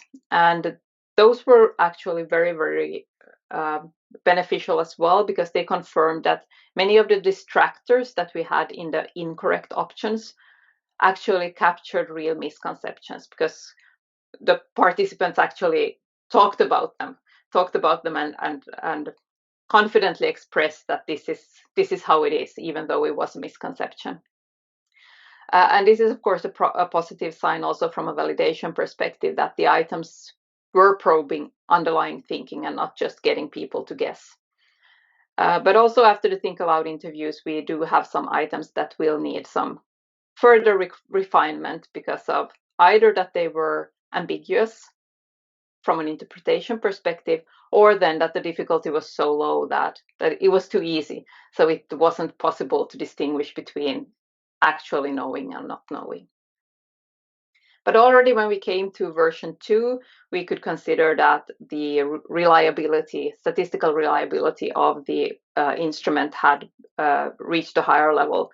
So for each version, we are getting at a more robust and refined instrument, which is, of course, also what we want to see in our studies. And what's next? So we're now then in the process of revising the items based on the Think Aloud interviews. So that's the first step. And then after that, we will do a larger scale validation. For that, we will still use English as the language in order not to make translations or nuances lost in translation affect the validation. But so we'll keep it in English, and then after that we will do final revisions, and hopefully we will then have a reliable enough instrument with good items so that we can also then translate it and make the instrument openly available so that it can be used in different settings, covering the broad range of the non-expert perspective that we took in this work. And that's more or less where we are at right now. We've submitted a report, the final report on the work, which is now under review. Hopefully we will be able to publish that by the end of the year. And then early 2026, we hope to also be able to publish the ACNE version something, probably version 3, but maybe it will become version 4 before it's publishable. Yeah. But that's all for me. It was really nice to join this seminar. And if you haven't, thank you. So yeah, thanks so much for inviting me to share my perspective on I guess a slightly playfully worded title. What even is artificial intelligence? So yeah, my name's Olivia Guest, and I'm going to give you my perspective on this. So first, before I really get stuck in on saying the details of what I think AI is or could be, I want to give an overview of what I'm about to say. So the first thing that I want to highlight is what is going on with AI, both the phrase itself, I guess, especially since we're academics, and in general, I think academic discussions have a vested interest in having appropriate use of terminology. Also, as we saw in the previous talk, this is not as simple as it may seem. And this is based in part, what I'm about to say is based in part on a position piece that I wrote, also with some people who are there in the room, I think, or maybe online as well, called Against the Uncritical Adoption of AI Technologies in Academia. And in the next part of the talk, what I'll say is my suggestion, I guess, or my potential fix for what I see as, I guess, a problem, or at least a stumbling block for good academic work. And this is based on a paper that I wrote, paper that I was invited to write, in fact, on human-centered AI, because I guess because they knew I would maybe have a slightly spicy take. And so, yeah, that's the kind of high-level gist in terms of what I'm going to explore in this talk. And before that, I just want to give a zoomed-out view of my perspective, because I think, of course, not everyone here is in the same field, but also because I think maybe, there's value in also understanding where people are coming from. So in general, my research is sort of theoretical or meta-theoretical, so thinking about how we use theories in cognitive science. And I also think it's important to understand the perspective of a cognitive scientist is one that has these 6 fields to a greater or lesser extent contributing to their scientific or their academic pursuits.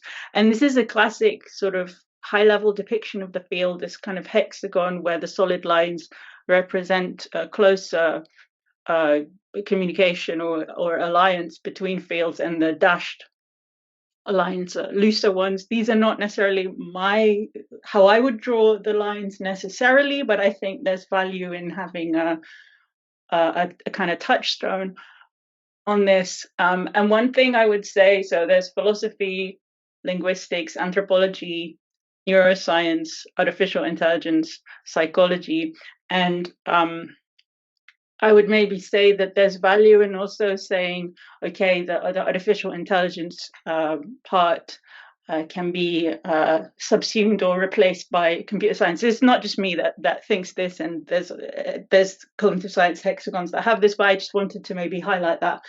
And a previous time that I gave this talk, someone asked this wonderful question, which was, oh, why only these fields? Why doesn't cognitive science have more fields in it? Yeah, that's a really, really nice way of thinking about it. And I would love to add more. And in fact, there are some relatively mainstream hexagons, or I guess whatever, heptagons or whatever, that also include education. So the more the merrier, for sure.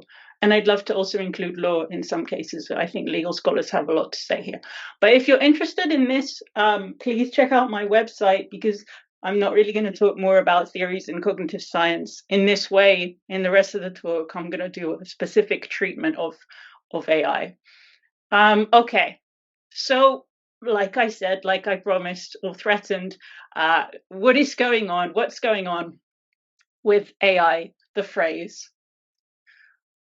Okay, so what does it mean? How is it used? And of course, this is a difficult question to answer, which is complicated by the fact that this is a quote from our position piece. It's complicated by this fact. The phrase artificial intelligence was coined by McCarthy and co-authors in 1955 in the context of proposing a summer workshop at Dartmouth College in 1956. They assumed significant progress could be made on making machines think like people. In the present, so 2/3 of a century later, about, AI has no fixed meaning. It can be anything from a field of study to a piece of software. Yeah, so this complicates things, of course, because often the genealogy or the origin of something actually plays a large part in its formation. And as I've hinted at, and maybe as you're aware, there's a terminological disarray when it comes to artificial intelligence and related concepts or phrases and how they're used. What I mean by that is that, for example, and this is from the position piece, all of these different categories of things, like large language models, artificial neural networks, generative models, chatbots, all of them are under sort of the super category or the superset AI. But often when we discuss them, so it's not that we discuss them using this kind of clear-cut or partially clear-cut set theoretical way. It's that we discuss them as if somehow artificial neural networks are all of AI, maybe, or all chatbots are large language models, or all chatbots are artificial neural networks, or all generative models are chatbots. But this is not the case. It's very clear here when you start to pick them apart that, for example, Bernoulli naive Bayes is a generative model, but it's certainly not a large language model, and it's certainly not an artificial neural network, and it's certainly not a chatbot. It's a kind of statistical analysis model. So, and this links back again to the history or the current use, which is that AI has always been a marketing phrase that erodes scientific inquiry and scholarly discussion by design, leaving the door open to pseudoscience, exclusion, and surveillance. And I trust, even though I missed them sadly because I had a migraine, I trust that previous talks have touched on this, or at least that you're familiar with these aspects of AI. Right. So I want to highlight this a little bit more just to show you how the terminology is problematic as currently used. So when we talk about generative AI, in fact, it's such a large category of systems, which include these at the bottom, like Bernoulli naive Bayes, which is just a statistical analysis tool. It has nothing to do with generating text, for example. Often what we mean is ChatGPT. When we say generative model, what we mean is ChatGPT, or we use ChatGPT as a synonym for generative model, or we use ChatGPT as a synonym for large language model. But this is incredibly problematic for a scientific discussion because, of course, what scientists want to do is they want to be able to talk about things, first of all, generally, and certainly not in reference to specific singular products. Like ChatGPT is an application. Behind it could be any large language model. They have, different versions of their back end that they slap the user interface of the app on. All of these things cause problems for ethical discussions, for legal discussions, and generally for scholarly discussions, including confusing, of course, experts who may have no access to the source code, and on and on. Okay, so that's the terminological, or an aspect, we've only just touched on, there's many issues here, but an aspect of the terminological disarray. And I propose to solve this by putting that aside, at least for the moment, and instead having a very maybe dramatic or radical reconception of what artificial intelligence is. So with respect to this radical redefinition, I'll give an overview and then I'll go into the details. So AI is any relationship between technology, tools, models, machines on the one hand, and humans on the other hand, where it appears as if cognitive labor is offloaded onto such artifacts. So this is my proposal for a different way of thinking about it, where we don't need to have reference to any specific types of statistics or algorithms or anything like that. And in fact, we can refocus on what it is that's actually happening with these technologies, because of course it's not one or another different statistical implementation that causes or doesn't cause harm, but for example, if people are interested in harm, but this relationship, at least this is what I propose. And my redefinition has two steps. So the first step, in order to decide if something is AI under this frame, is to ask, does the artifact relate to cognitive labor? This is, you have to use your head to do this, of course. You have to think, and to help us do this, I propose, and maybe this is obvious, but to think about the entities involved. So on the one hand, I already mentioned it, but it bears repeating, we have the machinic, the machine, and on the other hand, we have people, the human.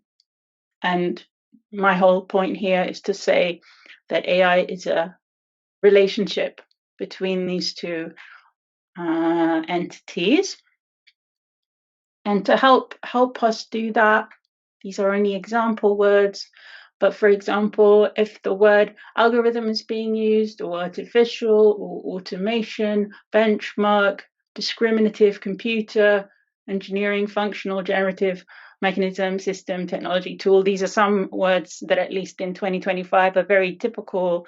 They kind of should make you think, okay, this is some kind of artificial system, some kind of machine. And then for human, something that should tip you off, again, this I'm talking for the current linguistic landscape, ability, behavior, capacity, cognition, intelligence, labor, learn, organism, professional, psychology, reason, skill, task, thought, and train. So train, the verb, obviously. And so these are kind of hints to help you to pick apart if you think that an artifact relates to cognitive labor, then this kind of picking apart of the terminology may help to convince yourself of that. And then the second step, after we ask, does the artifact relate to to cognitive labor? We ask, how does the artifact relate to cognitive labor?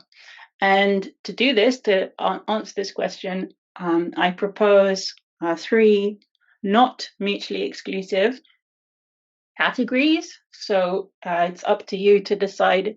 It could be 1 out of 3, 2 out of 3, 3 out of 3. It's up to you.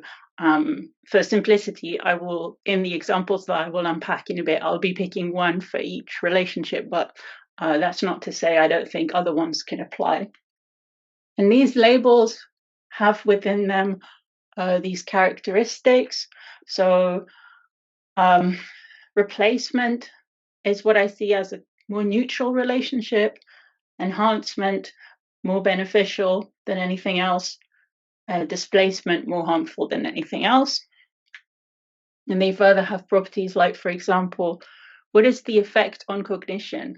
So in the case of replacement, unaffected enhancement, reskilling. So you may learn, or the human in the relationship may learn a new skill. And displacement has a de-skilling effect, which essentially means the loss of skills or the loss of opportunity to learn skills. Okay. Labor obfuscation, this is the idea that when you're using or an AI, you are not aware of the labor that has gone into it, whether it's your own or someone else's. So for example, if I'm typing numbers into a calculator, I can see that I'm doing the effort of typing the numbers, but maybe I forget that someone had to mine the metal and someone had to make the mold of the plastic and so on. So in the replacement case, it's minimal. In the enhancement case, it's possible. And in the displacement case, it's maximal. So an example could be when you use a large language model, you forget that it's hundreds of thousands of labor hours that have gone into cleaning the data and on and on. Okay, so human equivalence, that's also important. Here it's whether or not the outcome of using this is the same, worse or different, whatever, to a human doing it. So worse or the same in the case of replacement. I'll go through extended examples on this. Different in the case of enhancement, and no in the case of displacement. Okay, and then human in the loop. So this is if from the moment I send off my request to the machine, if there's a human, myself or someone else, in the loop in order for the machine to do its thing. And this also, I'll work through this with examples, but a classic case where there's no human in the loop is the calculator, because you just type it in. Like I don't need to do 5 trillion divided by 6 myself. Once I type that in, there's no human in the loop, and then it comes back to me. So in the replacement case, this is rare that there's a human in the loop. In the enhancement case, it's possible. And in the displacement case, it's common. Human input. So this is also important in the sense that, is it clear that it's the human input? First of all, is it clear that there is human input, what it is, and so on? In the replacement and enhancement case, it's transparent. And in the displacement case, it's opaque. Because often there's many people who need to do things behind the scenes, and it's not clear that they're doing those things. And then the desired output. So is it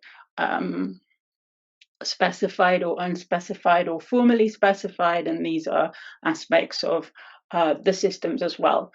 We'll see this with examples too in a moment. Okay, so yeah, as I promised, we'll go through some examples where we juxtapose artifacts versus cognitive labor to kind of detect and characterize an artificial intelligence relationship. Okay, so I'm going to present 3 triplets. So the first 3 triplets comprise comparing an abacus to mental arithmetic.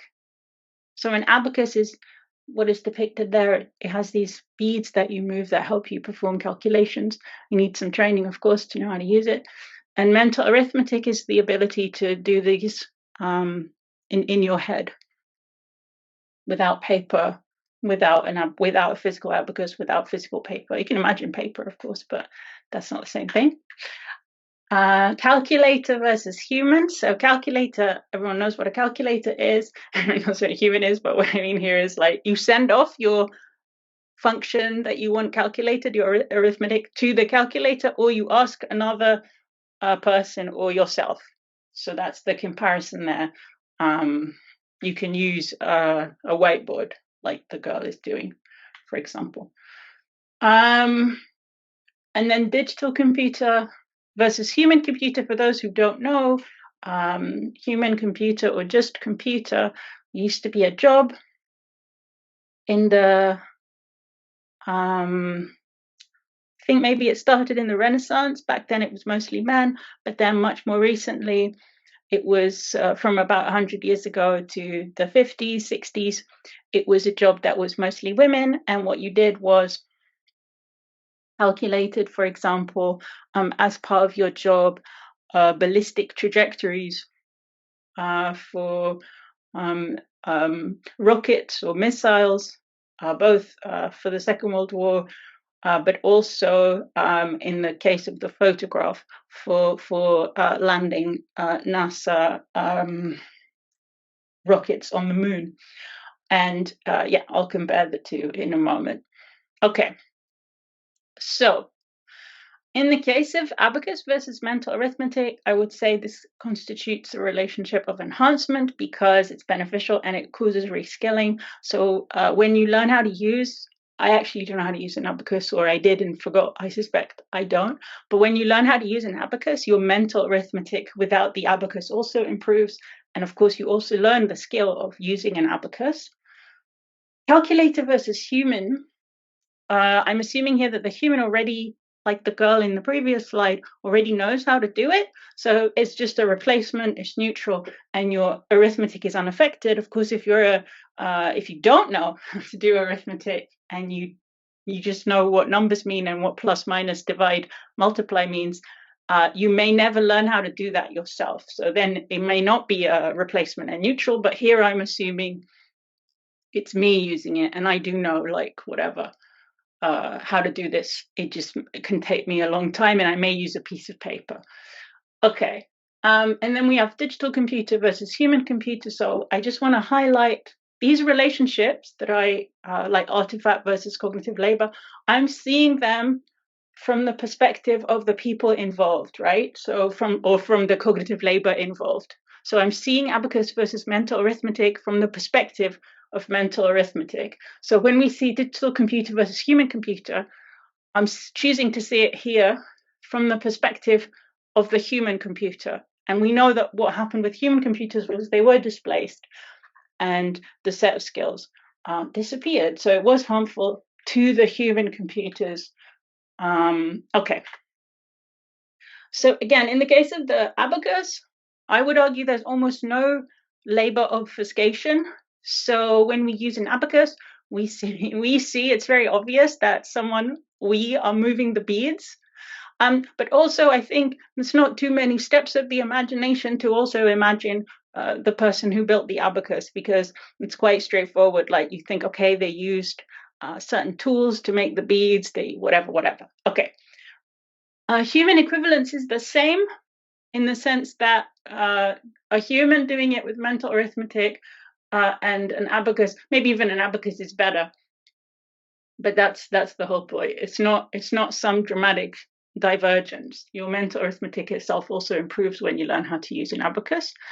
And there is a human in the loop. So the abacus does nothing on its own. It's just decorative. So you need the abacus. So there is a human in the loop. For the calculator, I would say it's a moderate labor obfuscation because we often forget that people had to mine rare earth minerals and so on for the chips or the circuit boards.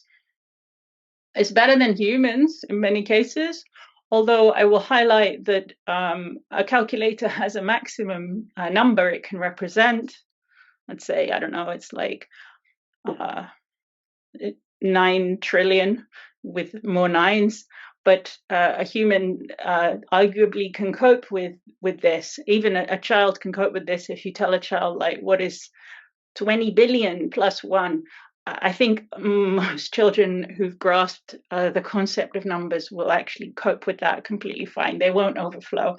But in general, the calculator is better. And there's no human in the loop because, like I said, once you press the buttons, you don't need to do the arithmetic function. And in the case of the digital computer versus the human computer, the labor obfuscation is extremely high, of course. We often forget what goes into digital computers.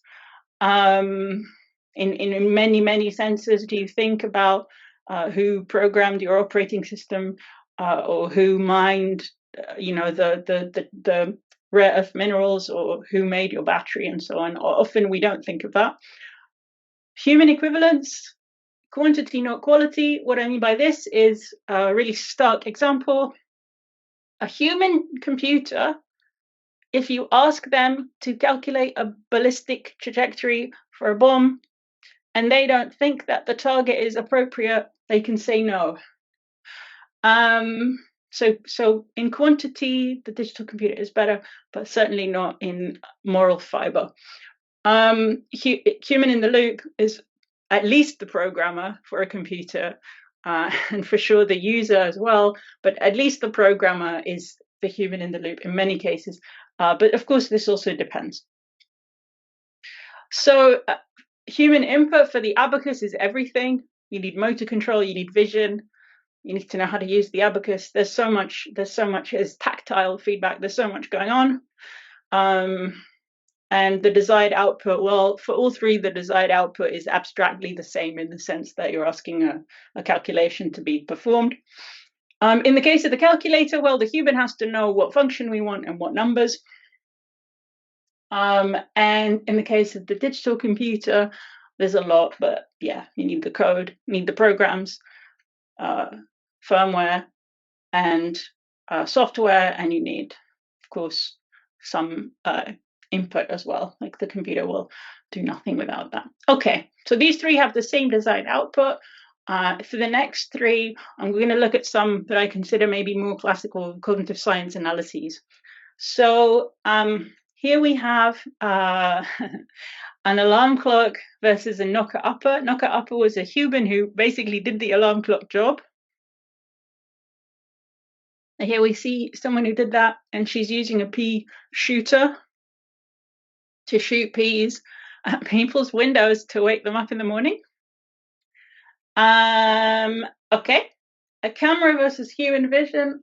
I won't go into this too much. I think it's obvious why such a parallel may want to be made. And a sweatshop or a garment factory, but I want to emphasize the sweatshop element of it, versus seamstress and tailor. Okay, and I think this third one is quite useful for the understanding large language models because, of course, or other types of sweatshop labor using AI, because, of course, that's exactly what those systems do. Okay, so alarm clock versus knocker-upper. I would say, although this is also open to interpretation, I would say this is neutral and a replacement relationship because it allows the person who was previously doing the knocker-upper job, which, by the way, often they just added on to their last shift at the factory. So now they can sleep longer or learn another skill. So I would say reskilling. And then camera versus human vision. I would say it's enhancement, and that the effect on our cognition is unaffected. Like if I look at a lot of photos, I'm not gonna, I mean, maybe my vision will improve, but certainly won't. It certainly won't harm my ability to see things if I look at a lot of videos or photos. And then the sweatshop versus the seamstress or tailor. Again, remember, I'm looking at these relationships from the perspective of the human, because it's about centering the human. So that seamstresses and tailors are displaced by the sweatshop. And this is a harmful relationship that results in de-skilling, because we all know why people prefer bespoke clothes, because there's an incredibly high amount of skill put in to make the clothes, exactly as the customer wants them to be, to fit your body completely, and so on. And that's a much higher skill than making sweatshop style clothing, which has no bespoke elements. Okay, and then for the alarm clock versus the knocker upper, I would say the labor obfuscation is minimal. Like when we put time that we want the alarm clock to ring, I think it's obvious who's doing that work. And maybe, I guess, you forget that someone had to make the alarm clock, so minimal. Human equivalence is worse, actually. And anyone who has kids knows this, because you don't just give your kids, especially your teenage kids, alarm clock. You physically go in and wake them up in the morning to get them to school. So the human alarm clock, which parents actually still are to this day, is required. You are required to physically wake someone if you really want them to, I guess in this case, go to school. A human in the loop is none, because once we ask the artifact alarm clock to do its thing, it does its thing. Then the case of camera versus human vision, I would say the labor obfuscation is moderate. Like, how often do you think of the person who made the lens or designed the lens, and so on. Human equivalence is different or better. Obviously, it's different or better. I hope this is clear why that's the case. Yeah, and the human in the loop is the user. And then for the garment factory or the sweatshop, I think these are also clear that the labor obfuscation is maximal, and the quantity, not quality, is definitely the case. And the human in the loop is the workers. And then I've kind of mentioned these already. So the human input for the alarm clock is when you want it to ring. The desired output, I think, is also obvious. And then for the camera, the same. So you have to frame it. There is, you have to give it memory. You have to give it an energy source. And the output is something persistent. That, of course, a human could also do that, but requires more effort. And it's not just vision. It's also like drawing, I guess, or whatever. And then the same for these are not surprising for the sweatshop. So you have to give a pattern that you want people to work on, materials, and so on, and the desired output is close. Okay. And then for the final three, I think this is the one that everyone thinks is AI these days. So LLM versus essay writing, image generator versus artist, and chatbot versus, I guess, companionship. Okay, so nothing to say really, because clearly I have an opinion. So I think they're all displacement. So the LLM doesn't let you write your essay, so you never learn how to write essays. The image generator doesn't let you draw or learn the important skills for drawing, so it's these skills. And the chatbot as a companion also de-skills, because of course you're not dealing with another person, you're dealing with an artifact, then the same again. So the labor obfuscation is maximal, like I said. There's drastic human in the loop involved, sweatshop workers, very low paid workers, cleaning the data. Some are even live in the app, which is not something that everyone who uses these apps know about, looking at what you do. And human equivalence is worse in all cases.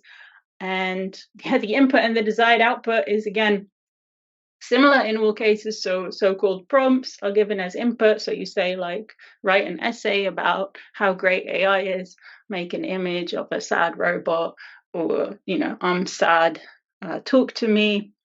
And the desired output is an essay that matches the prompt, an image that matches the prompt. And in the chatbot case, the chatbots as companionship case is a little bit strange because it's not really clear entirely what the desired output is meant to be, especially given the news stories that I'm sure we've all seen of people being incredibly harmed by these relationships. Okay, so the whole point that I wanted to do was center human cognitive labor. And one thing that this framework does is that it centers cognition. So it allows us to really put at the center of, if we want to keep the phrase artificial intelligence, we can center cognition in this relationship, so we don't get carried away and think that artifacts are doing things that they're not, or able to do things that they're not. We can reject hype. In the interest of time, I'll not go too deep into what I mean by this, but essentially we can stop over exaggerations of the capacities of these systems. We can also use general terms. I think this is very important for scientific and scholarly discussions, to be able to talk abstractly instead of referring to specific products, for example, or to misplaced terminological assumptions. And another thing we can do that is also really important is that we can grant a history or a prehistory to artificial intelligence. The example here on the side is the Antikythera mechanism, which was a clockwork calendar that the ancient Greeks used to predict movements of planetary bodies, and then they used those to organize their year. Obviously this is a type of AI under my proposal. Putting my activist hat on, if people are interested in more critical rejection or analysis of AI, take a look at my website /AI. And removing the activist hat, again, thank you so much.